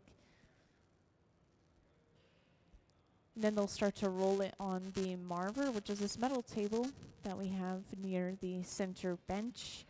This is going to just make sure the cup is fully contouring to the clear glass that we stuffed inside of it. We want it to be really smooth and really round before we move on. And over on the right bench, they're continuing to do a little bit more prep work where they are working with some color. They're going to create some more color cups, just like we've used right now. And we'll be able to use those after lunch.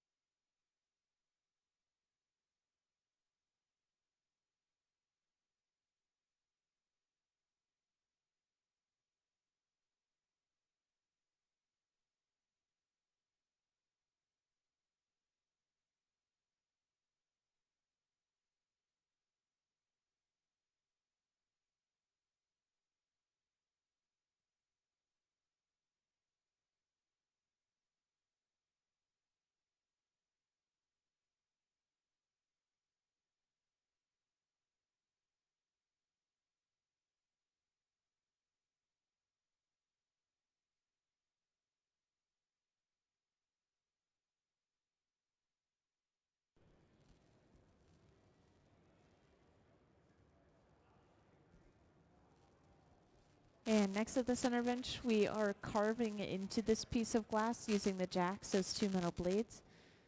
This is where we break the piece off of the pipe, which some of you guys might remember us doing earlier.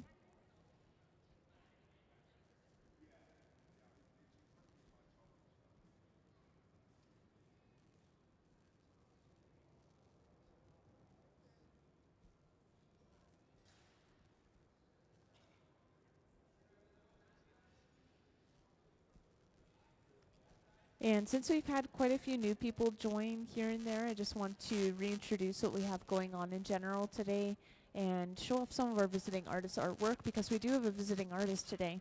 And his name is Todd Jannausch. And he is temporarily disappeared, but I will point him out when he joins us again. Everyone else you see here, they are working for the museum. They are in the hot shop making some of Todd's work that he designed. And these pieces are going to end up looking like these individually that you're seeing down on the front table here, these pieces of glass. And then in the very end, they're supposed to be assembled and displayed like these pieces you're seeing here. Now these are made out of plaster. You could kind of think of them as prototypes maybe. They're all individual pieces that are just kind of balanced and stacked on top of each other, which is really cool. And we're actually using a couple of these pieces of plaster, like you're seeing in the front here, to squish and push into the glass, basically using them as a mold to form these various shapes that you're seeing. And we're working with this light blue all day today. Yesterday we were working with a sort of peachy color, and we've been working with a lot of clear. We also worked with some pink yesterday and on Wednesday. All these pieces you're seeing out here are from Wednesday. They took 2 days to cool down, so we're only just seeing them today. Now at the center bench, we've connected another pipe to the end of our piece. And this allows us to break the piece off from its original pipe and then work on the other end. And to break it off, we apply water, cracking the glass from thermal shock, tap the pipe, and then it pops right off.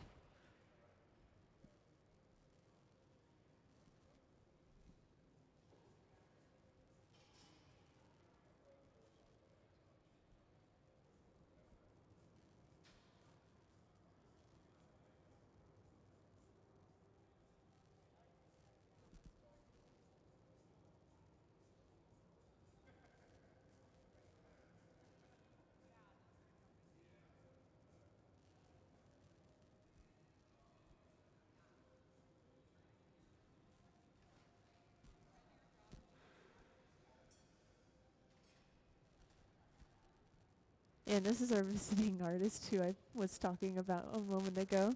This is Todd himself.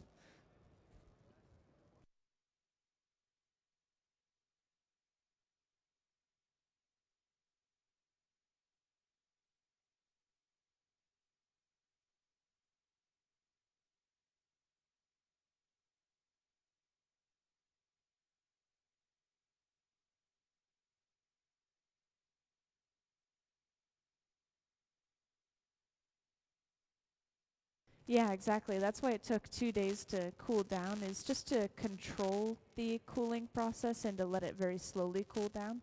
If we were to let it naturally cool, it wouldn't really take that long to cool down. And you can see why it took so long. I mean, this one is massively thick.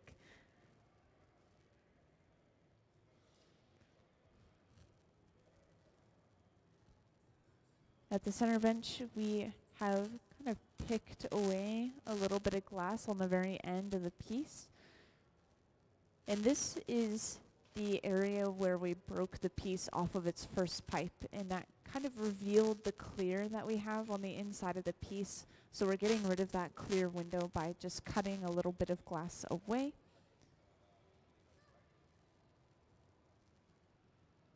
And when we're working with the glass in the hot shop, it's kind of a taffy or putty texture, so we're able to cut through it, like you'll see in just a second. Yeah, somebody thought that was really satisfying earlier, so Yeah, the glass really is kind of like a taffy or putty texture. When it's coming out of the furnace freshly molten, it is the texture of honey, and that's as liquid as we get it here in the hot shop.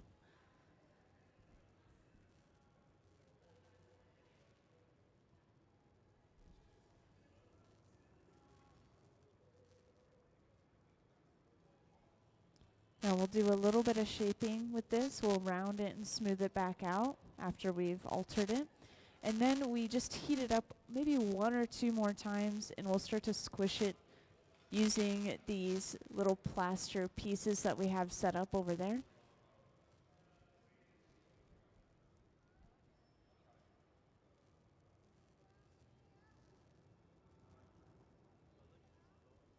And you're seeing some blowing, some actual glass blowing over on that right bench.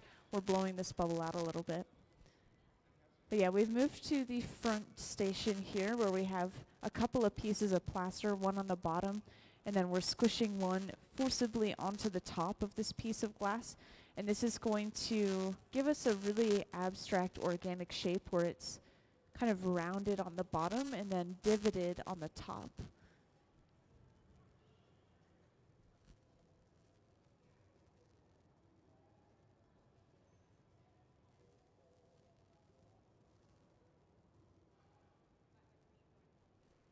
And sometimes they'll do this a couple of times just to make sure that the piece is exactly the shape they want.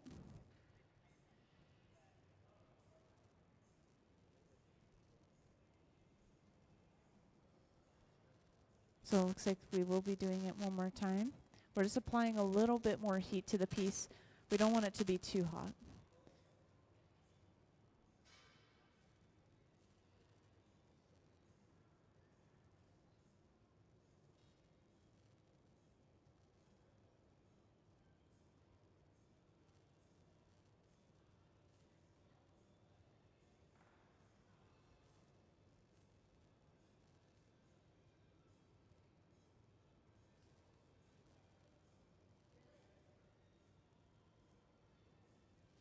Now frequently when we're using these plaster pieces, this is kind of sticking to the glass a little bit, leaving a little bit of plaster behind. So we're just dusting that away, and then we will have a smooth surface again. Yeah, plaster has a lot of silica in it, and if you didn't know, glass is made mostly of silica sand, so they're going to try to stick together when you heat both of them up.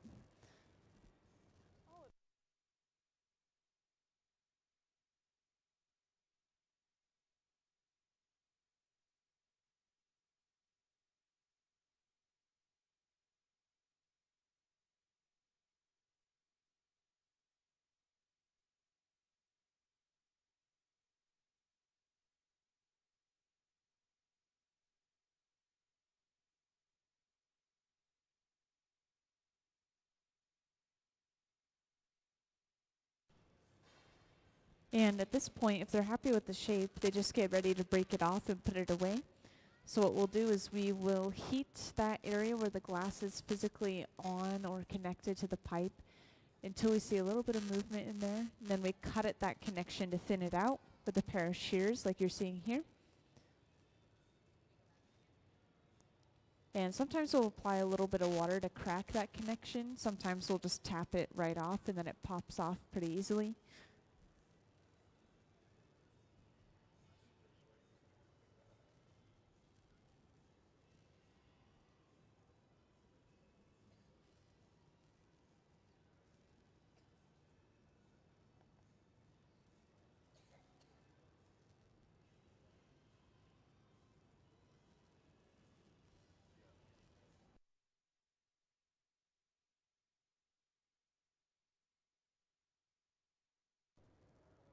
So this time we are applying a little bit of water to that connection.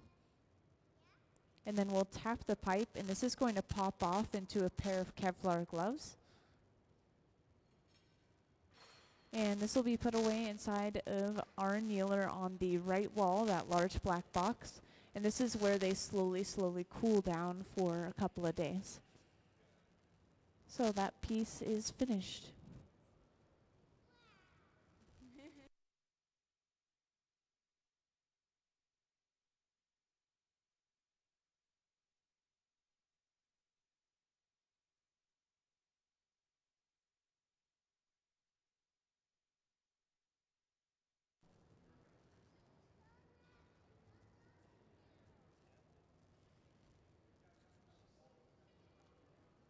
So just to point out, we have one more cup over on that right bench right at this moment. So we'll be able to start this whole process over again in just a second. We're gathering layers of clear on this pipe continuously at the center bench, and then we'll stuff it inside of that cup to pick it up.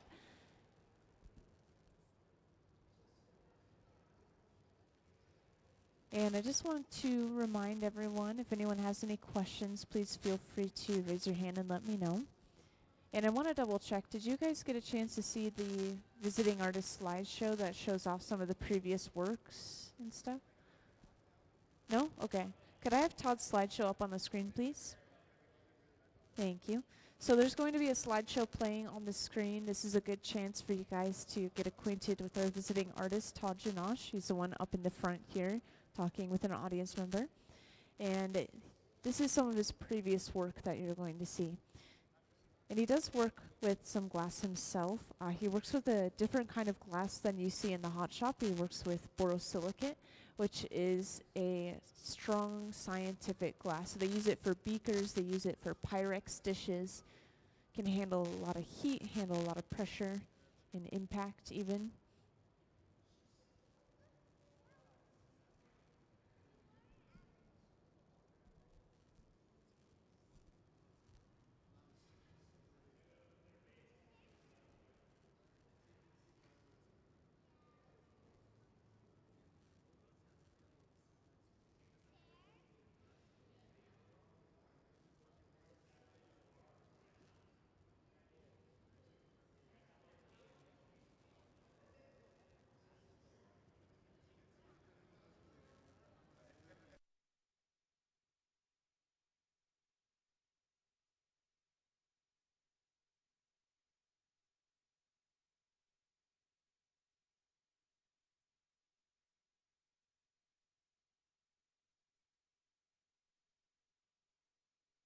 So a lot of our tools, including the pipes, are made out of stainless steel. And I've been told apparently that steel is a poor conductor of heat, so the heat does travel a little bit, but really only about this far down the pipe. And that's that dark area that you'll see them avoid touching. And of course, the more glass we work with, the more that heat is going to travel. But it's radiating from the glass itself, to be fair. Yeah.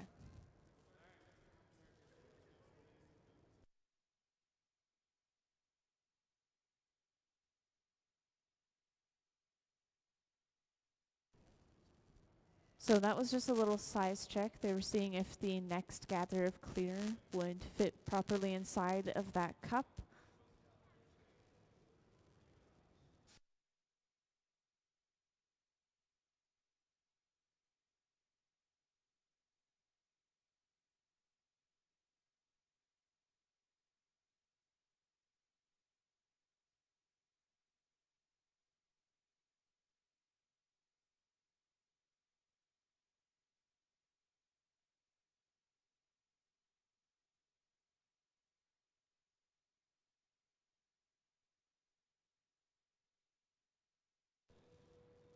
Oh, we don't see that super often, but we were just spraying a little bit of water inside of the glass furnace.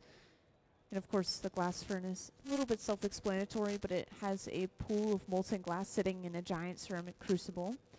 And sometimes we worry about gathering air bubbles inside of our piece, so we'll spray some water in the furnace, and this is supposed to hit the surface of the glass and break any air bubbles that have risen to the surface. So hopefully getting rid of those.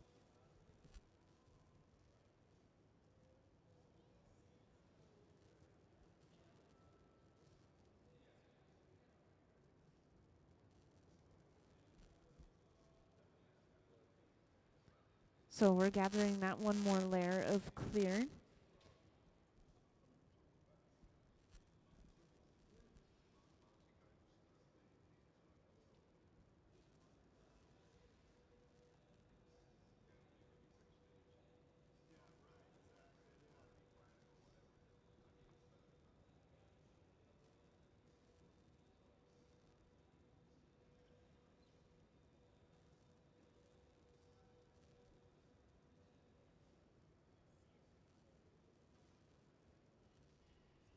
And we've just taken out a heated ring. We're placing it on the floor next to the center bench. We'll break the cup off of the end of the pipe and set it upright in that ring. And we have to do all this pretty quickly. We want to make sure that this cup doesn't get too cold before we put that glass inside, which can cause it to crack. Then we come right over with that mass of clear. Once again, this is just completely solid glass through and through that we're stuffing inside of this cup. As we push down, that glass is filling up the cup slowly from the inside. You can kind of see that rising line of orange, almost like a water level rising.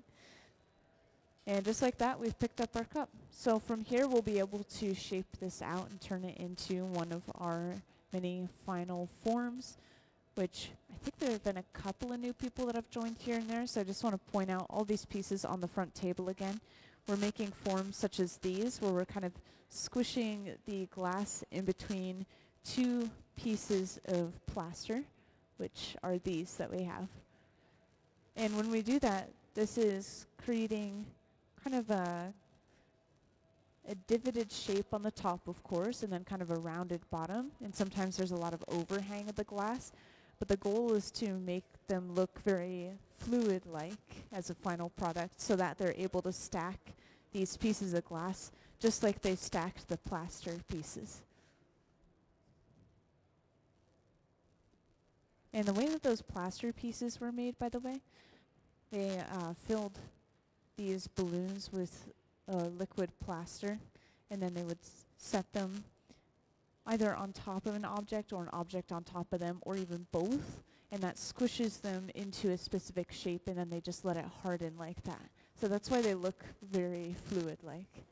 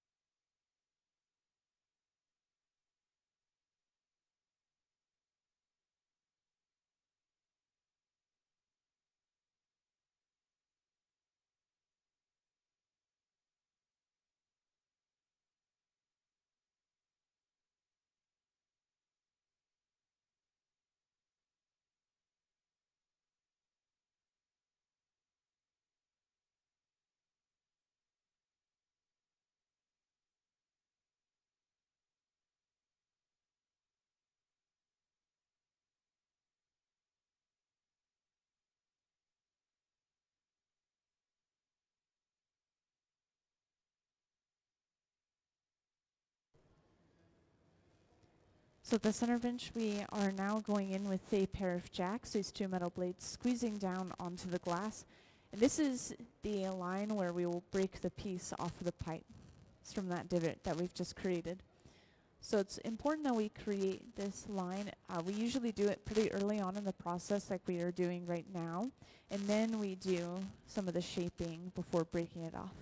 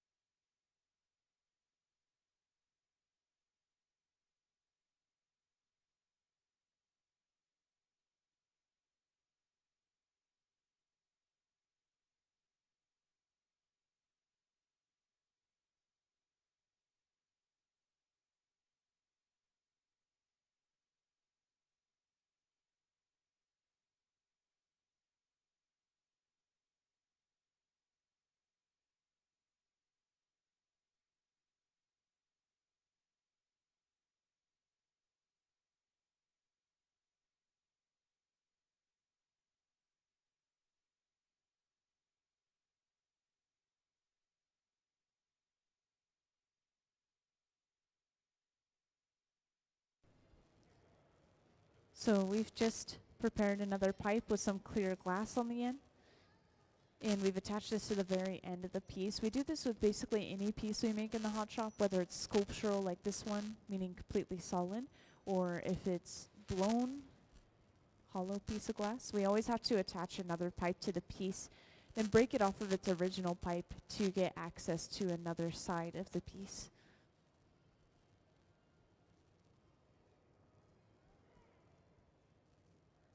So we're letting that connection cool down and stop moving just a little bit.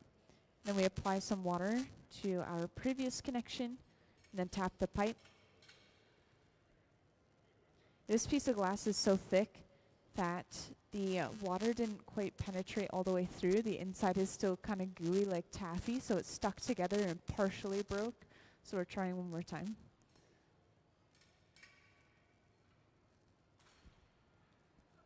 So there, now we've broken that piece off. We'll fix up that end, kind of smooth, round it out. We'll get rid of that little clear window that we inevitably created from that breaking point. And then we'll use this setup in the front here to flatten the bottom of this piece of glass and also squish it from the top using one of our pieces of plaster like we have on the front tables and front pedestals, I should say.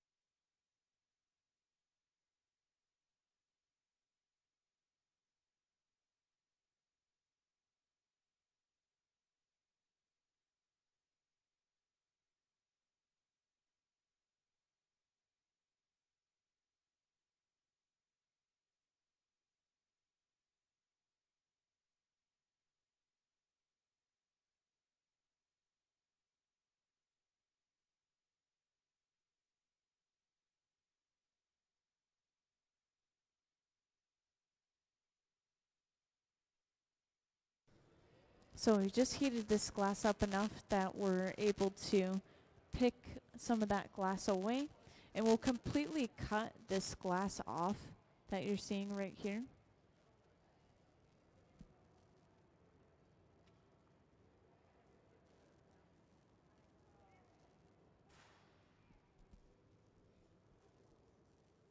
And this is once again getting rid of that clear window that we had after breaking that piece off of its original pipe.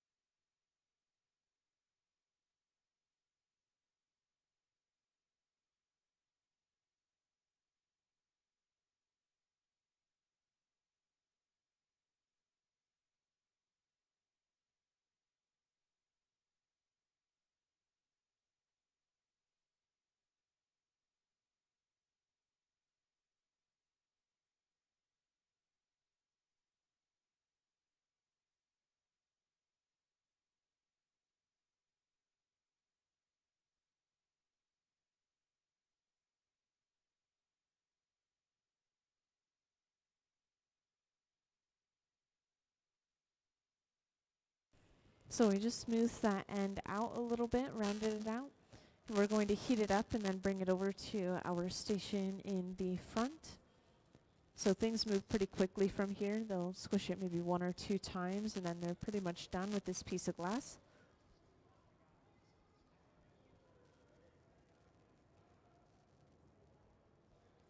And our visiting artist himself, Todd Jannausch, once again, he is squishing that piece of glass using a piece of plaster, kind of like these here, to create a divot into the top of our piece.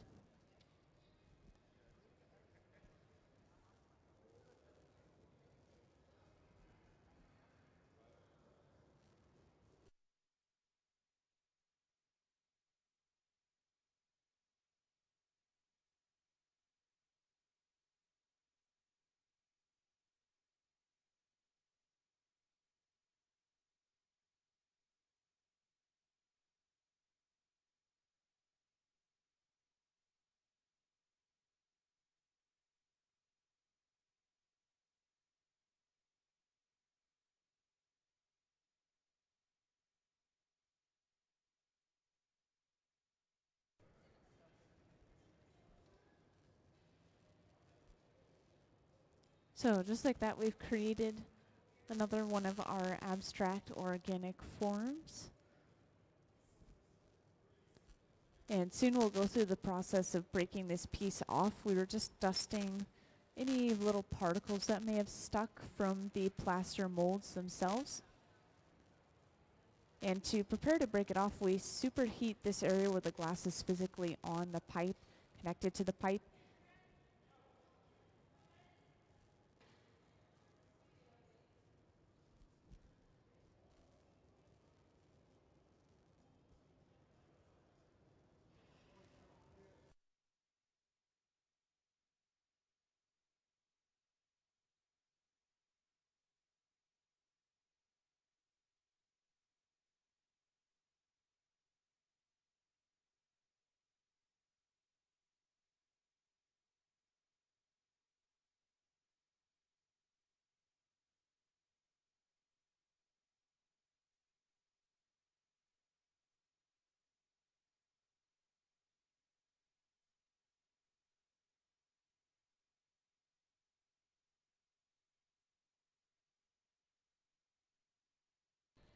And it looks like we're making a singular clear one at the center bench as well now.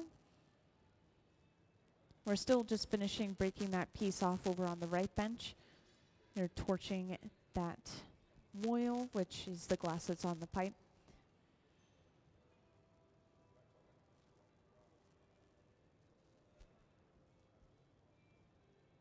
And then we'll physically cut at that connection with a pair of shears, which is weakening it, and if we cut when the glass is a little cold, it can actually shock it and crack it just a little bit, making it really easy to pop right off into the annealer. Which, yeah, when we break this piece off, this is going inside of the annealer, this large black box over on the right wall. And that box is sitting at around 900 degrees Fahrenheit right now. It's going to stay at that temperature all day today until we're completely done making glass, which then we press a button and it slowly comes down from that temperature.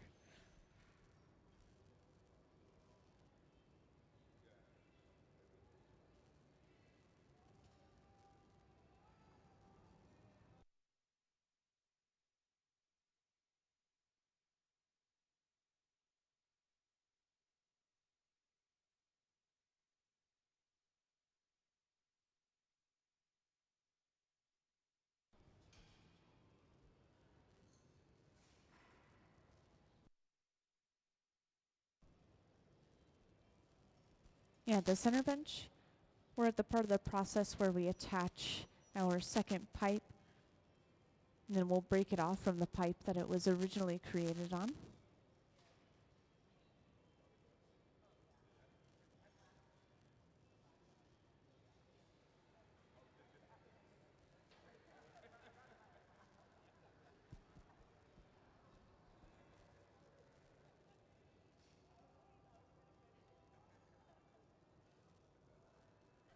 And to break it off, like every other time, we've applied a little bit of water to that connection point, and then we tap the pipe and it pops right off.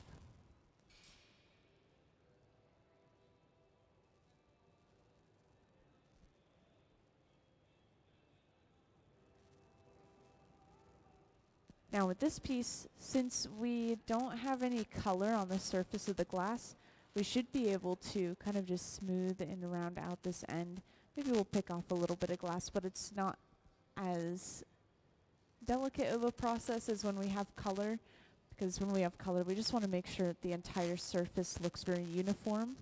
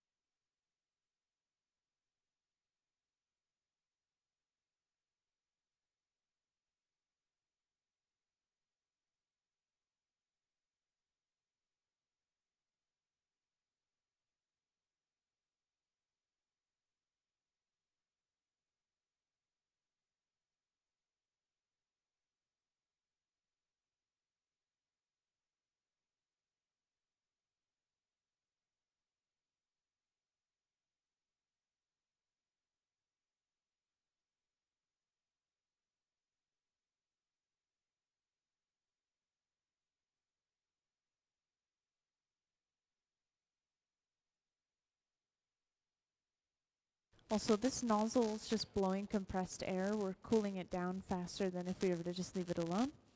Kind of like blowing on a hot piece of food.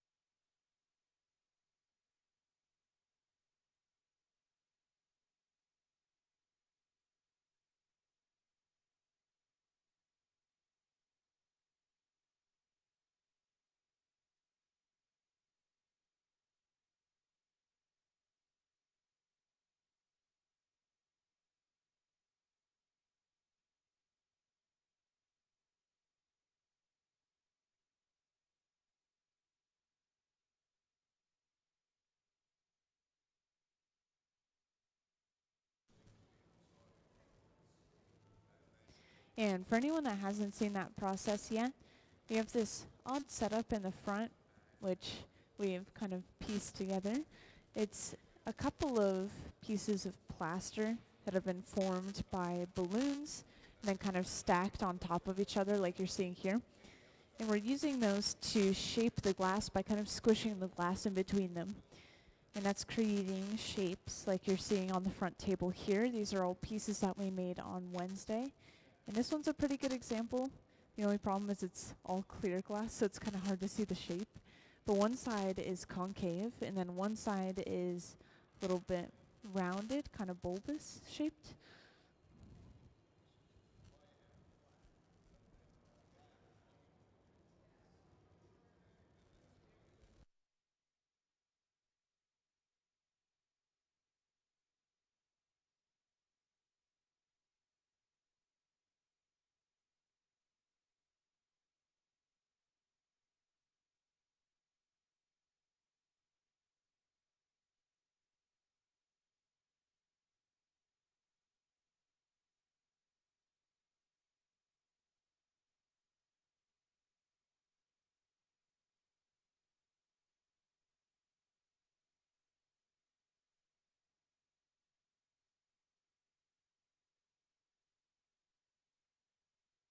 And it looks like that one squish was enough for this piece, so they're getting ready to break it off and put it away already. And once again, whenever we're doing this, we torch that area where the glass is connected to the pipe, and then we physically cut at that connection to break it off.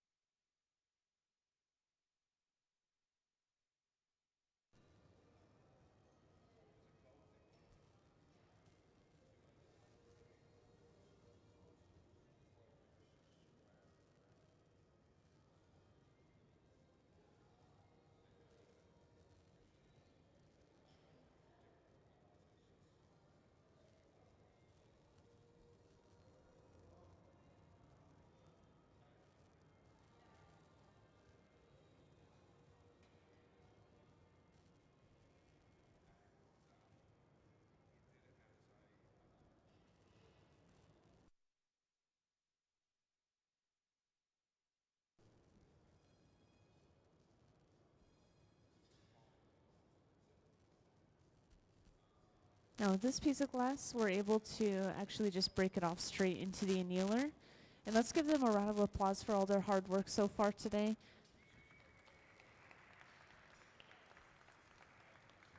Thank you, everyone. So once again, that's the annealer. Anything we put in there, we're going to slowly cool down at the end of the day. These pieces, I thought that they took a little bit longer because they're so thick, but we're just opening the annealer that we used yesterday. So that's telling me that it takes maybe about 24 hours for it to cool down-ish, maybe even less. So yeah, we won't see those pieces again until tomorrow. And I think that we are going to go on our lunch. So we'll be back in about an hour from now, maybe like 2:10, 2:15. If anyone has any final questions for me, feel free to ask away. And I'm also going to have the slideshow up on the screen, kind of showing off some of our visiting artists' previously made artwork. So if you haven't seen that already, that's going to be playing while we are gone. And we'll have the official return time posted on the screen as well. And thanks for joining us.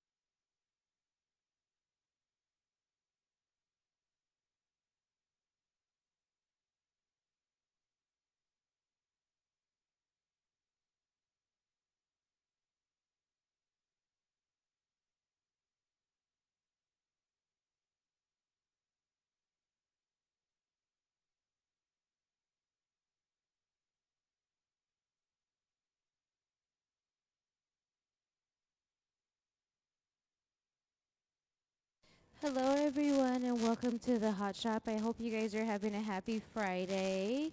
Thanks for coming to the Museum of Glass and hanging out with us here. This week at the museum, our visiting artist is Todd Jannausch. He is exploring these different sculptures, these abstract sculptures that are here on the podium. And so what he's doing is each piece, each segment of the sculpture will be made here in glass. He wants to achieve a transparency that he cannot achieve on his own, and so he's able to do it here in glass with us. There are some of the finished pieces here that will later probably be stacked together. And so, yeah, that's a little bit about what Todd is doing this week. In a moment, I'll let some other visitors come on in and have a seat. We'll go over the ovens and the furnaces here in the hot shop. And then my name is Emily, so if you all have any questions, feel free to raise your hand and I'll be happy to come around and have a chat with you and answer all your questions.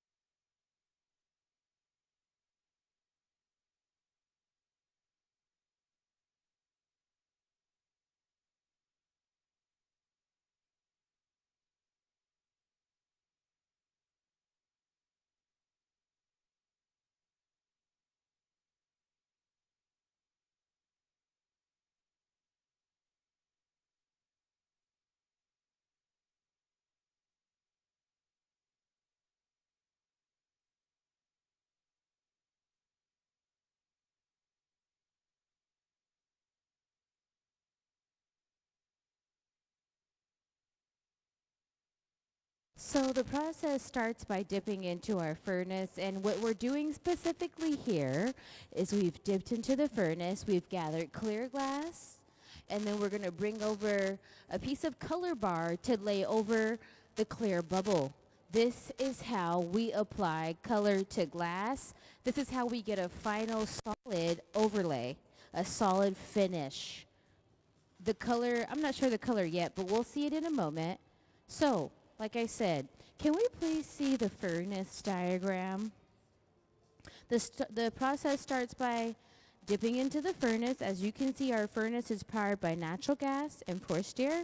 It runs 24 hours a day, 7 days a week, and it holds about 1,000 pounds of molten hot glass. Dipping into that furnace is like dipping into a jar of honey.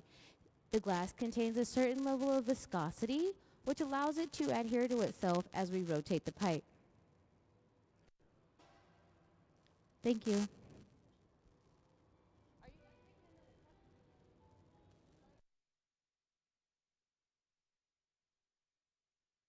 So we're going to first start by making a cup of color. And so this color cup will be pink.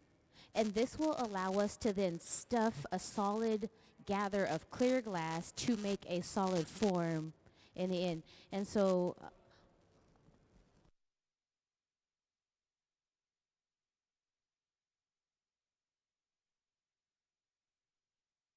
so when the piece is finished, it'll be very heavy like this one, solid in color and pink. We have to make a color cup first and then stuff it with glass because it's the most efficient way to apply color to a solid piece.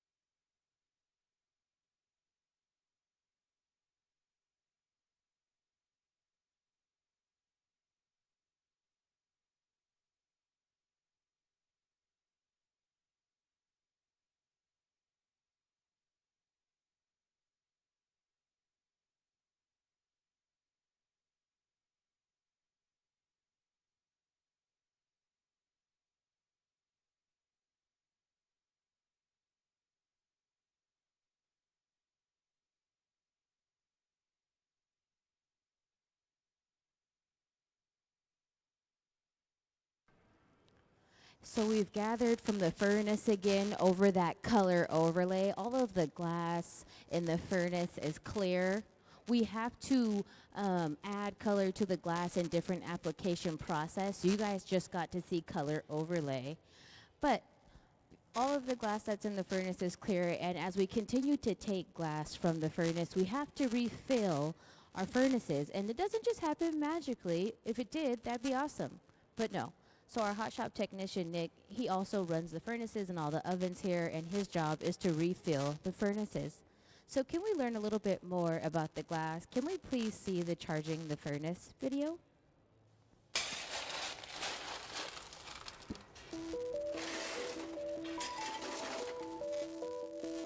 Charging the furnace is what we call filling the furnace up with glass. Glass cullet is washed clean and loaded into tubes for filling. Here at the museum, we don't use recycled bottles. Instead, we melt cullet that has been specifically designed to make blown glass art. The primary ingredient in glass is silica sand, or silicon dioxide. The other two main ingredients are soda, or sodium oxide, which lowers the melting temperature, and lime, or calcium oxide, to stabilize it. Once the cullet is loaded into the 2300-degree furnace, a rake is used to level the glass for even melting. The furnaces at the Museum of Glass hold approximately 1,000 pounds of clear molten glass and run continuously 24 hours a day, 7 days a week.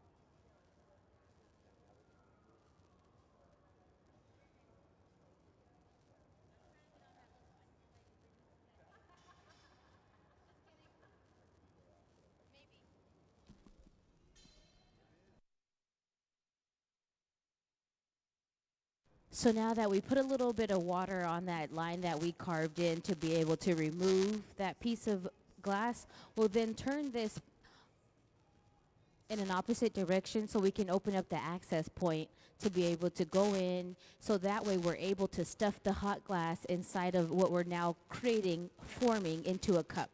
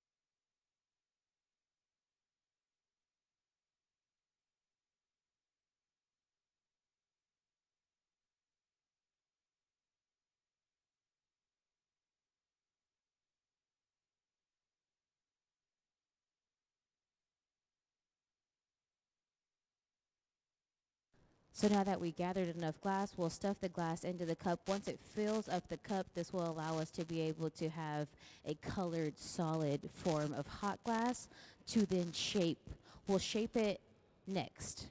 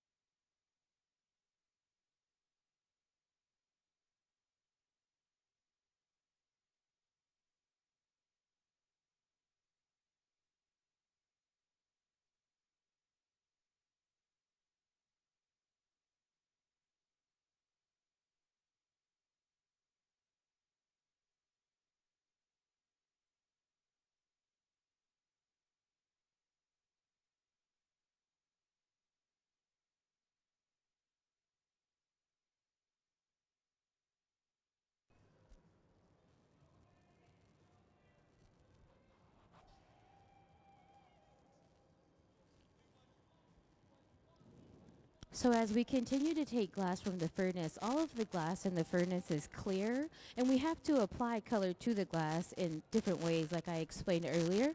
Can we please see the color overlay video to learn a little bit more about glass and color? The color in glass comes from adding various materials to the mixture of raw ingredients called batch. Most of the colorants are compounds containing some kind of metal. For example, adding cobalt to clear glass creates a deep blue. Tin and antimony can be used to create white glass, and gold chloride can produce a rich red or pink-colored glass. Colored glass is melted in furnaces, just like clear glass, and then is usually rolled into bars for storage and easy application.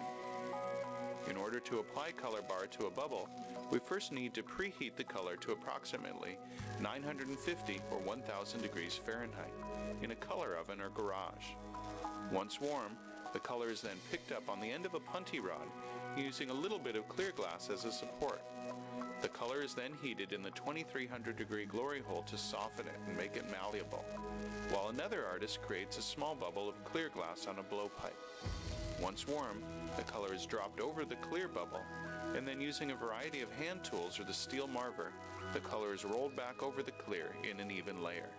This process is called dropping color, or creating a color overlay. Depending on the project, that bubble is then usually gathered over with clear glass and blown into the final form.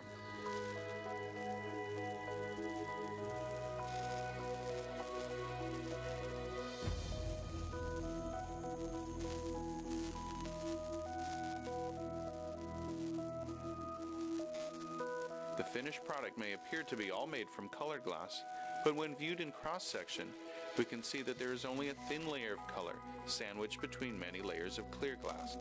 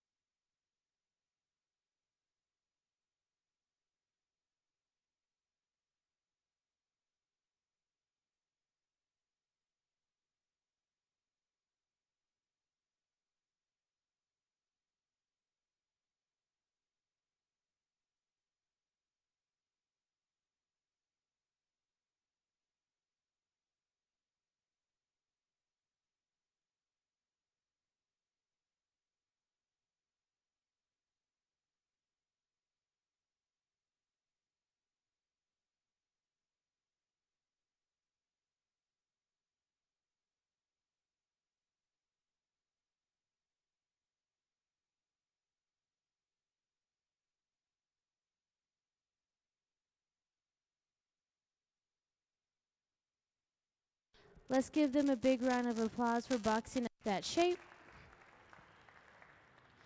We will constantly take the pieces to the box. If you look over there, that annealing oven is open. We place the items in these ovens so they can cool down overnight. They're kind of like onions. They have layers. And so we need those layers to melt, to meet, and slowly cool down all together. And we'll start the another cup on our far right side of the hot shop. We'll start another cup, and then we'll stuff it again, and we'll shape it up just like we did at the bench here. And if you guys have any questions, feel free to ask. My name is Emily, and our visiting artist is Todd Jannausch. Can we please see some of Todd's past works to learn a little bit more about his work?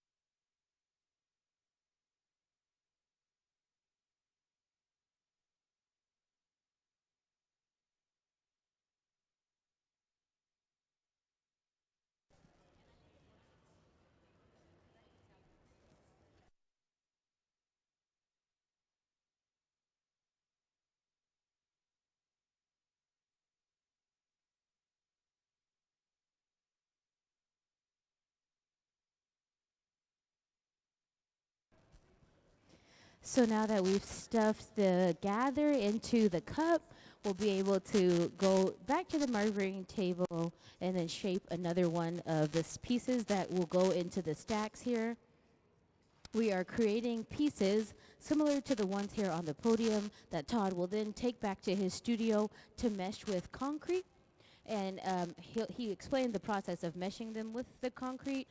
So he'll take it while it's soft, lay it over the glass, and it'll take on that negative space, and they'll complement each other. He works with different mediums, and he's here working with us so he can achieve some transparency within the stacks.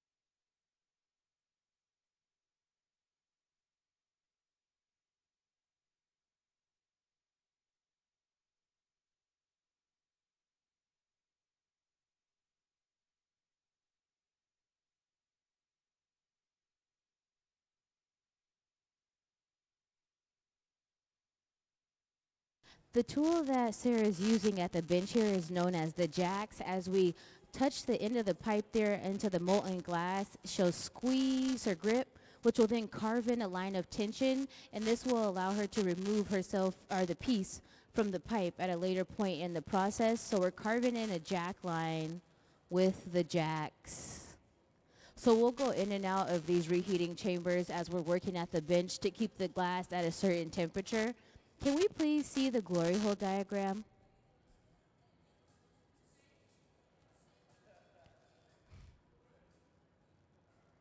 So the glory holes are powered by natural gas and forced air. They're used to reheat the glass to keep it from breaking, and its temperature is kept around 2,300 degrees. As you can see, they're lined with, it's a hollow fire brick barrel.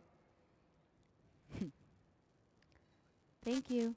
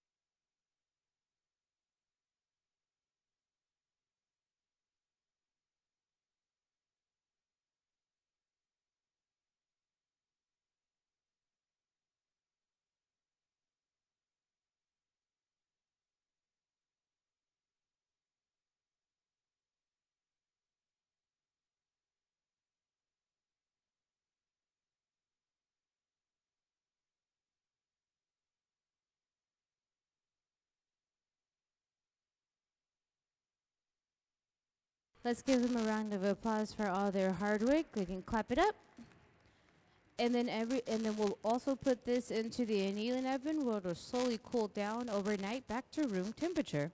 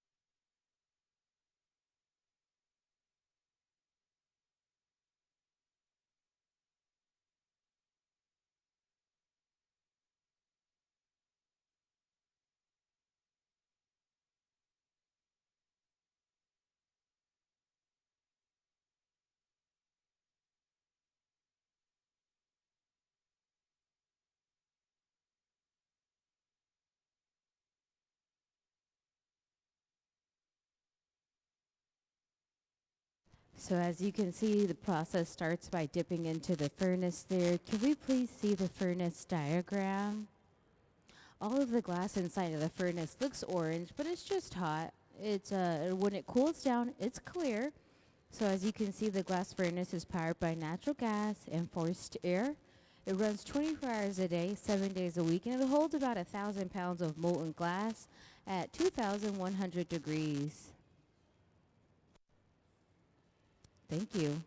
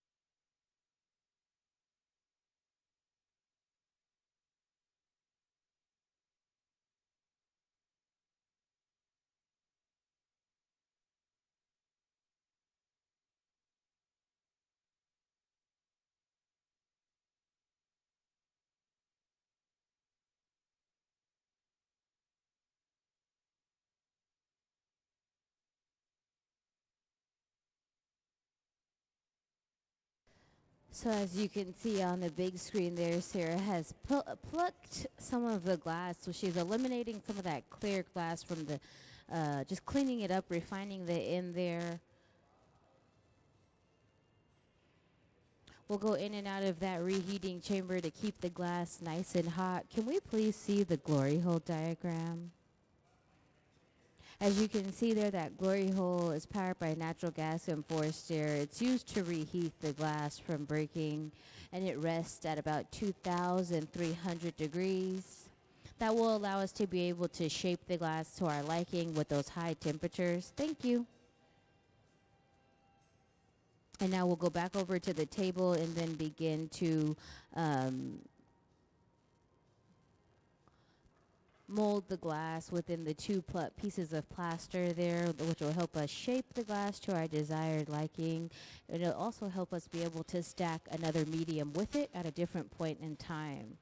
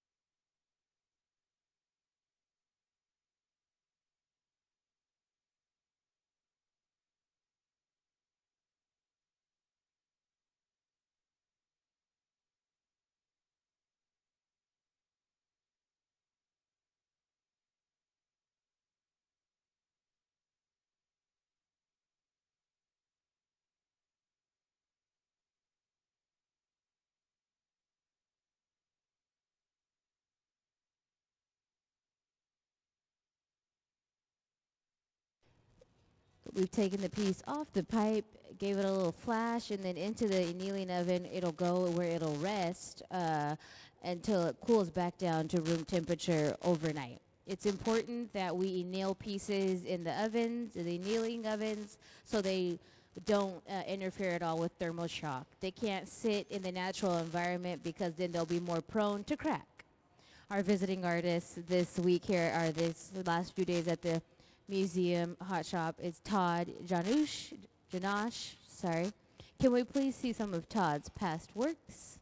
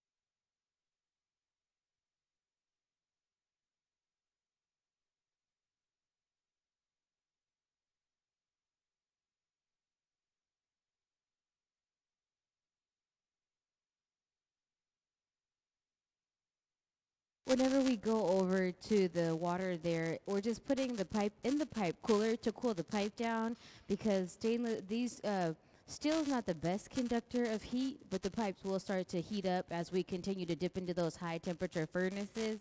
And so we have to cool them down a bit.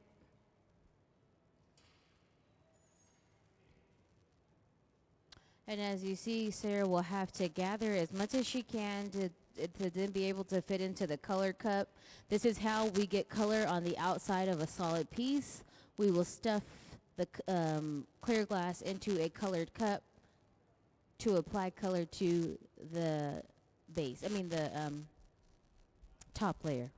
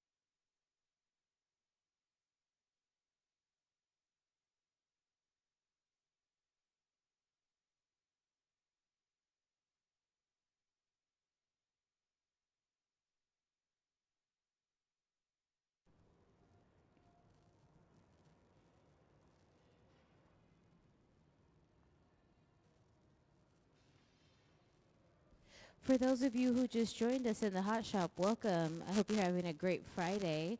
We have our visiting artist that's been here with us this week. His name is Todd Jannausch, and his stacks here on the podium are what we're recreating in glass that then, as you can see, the pieces that have come out of the annealing ovens will then be meshed, and so they're intertwined. There'll be mixed medium sculptures of this medium as well as the glass stacked. And what else is going on here in the hot shop? We are currently making some that are pink. I think I've seen a piece of blue color bar. Maybe we'll make some blue ones next also. Right now what we're doing at the bench is we're attaching another bar. We're going to put a little bit of water onto a reference point to be able to remove ourselves from the initial pipe that we gathered color with so we can clean up the opposite side of the piece. My name is Emily, and if you guys have any questions, feel free to raise your hand or to shout my name out, and I'll be happy to answer your questions. Can we please see some of Todd's past works?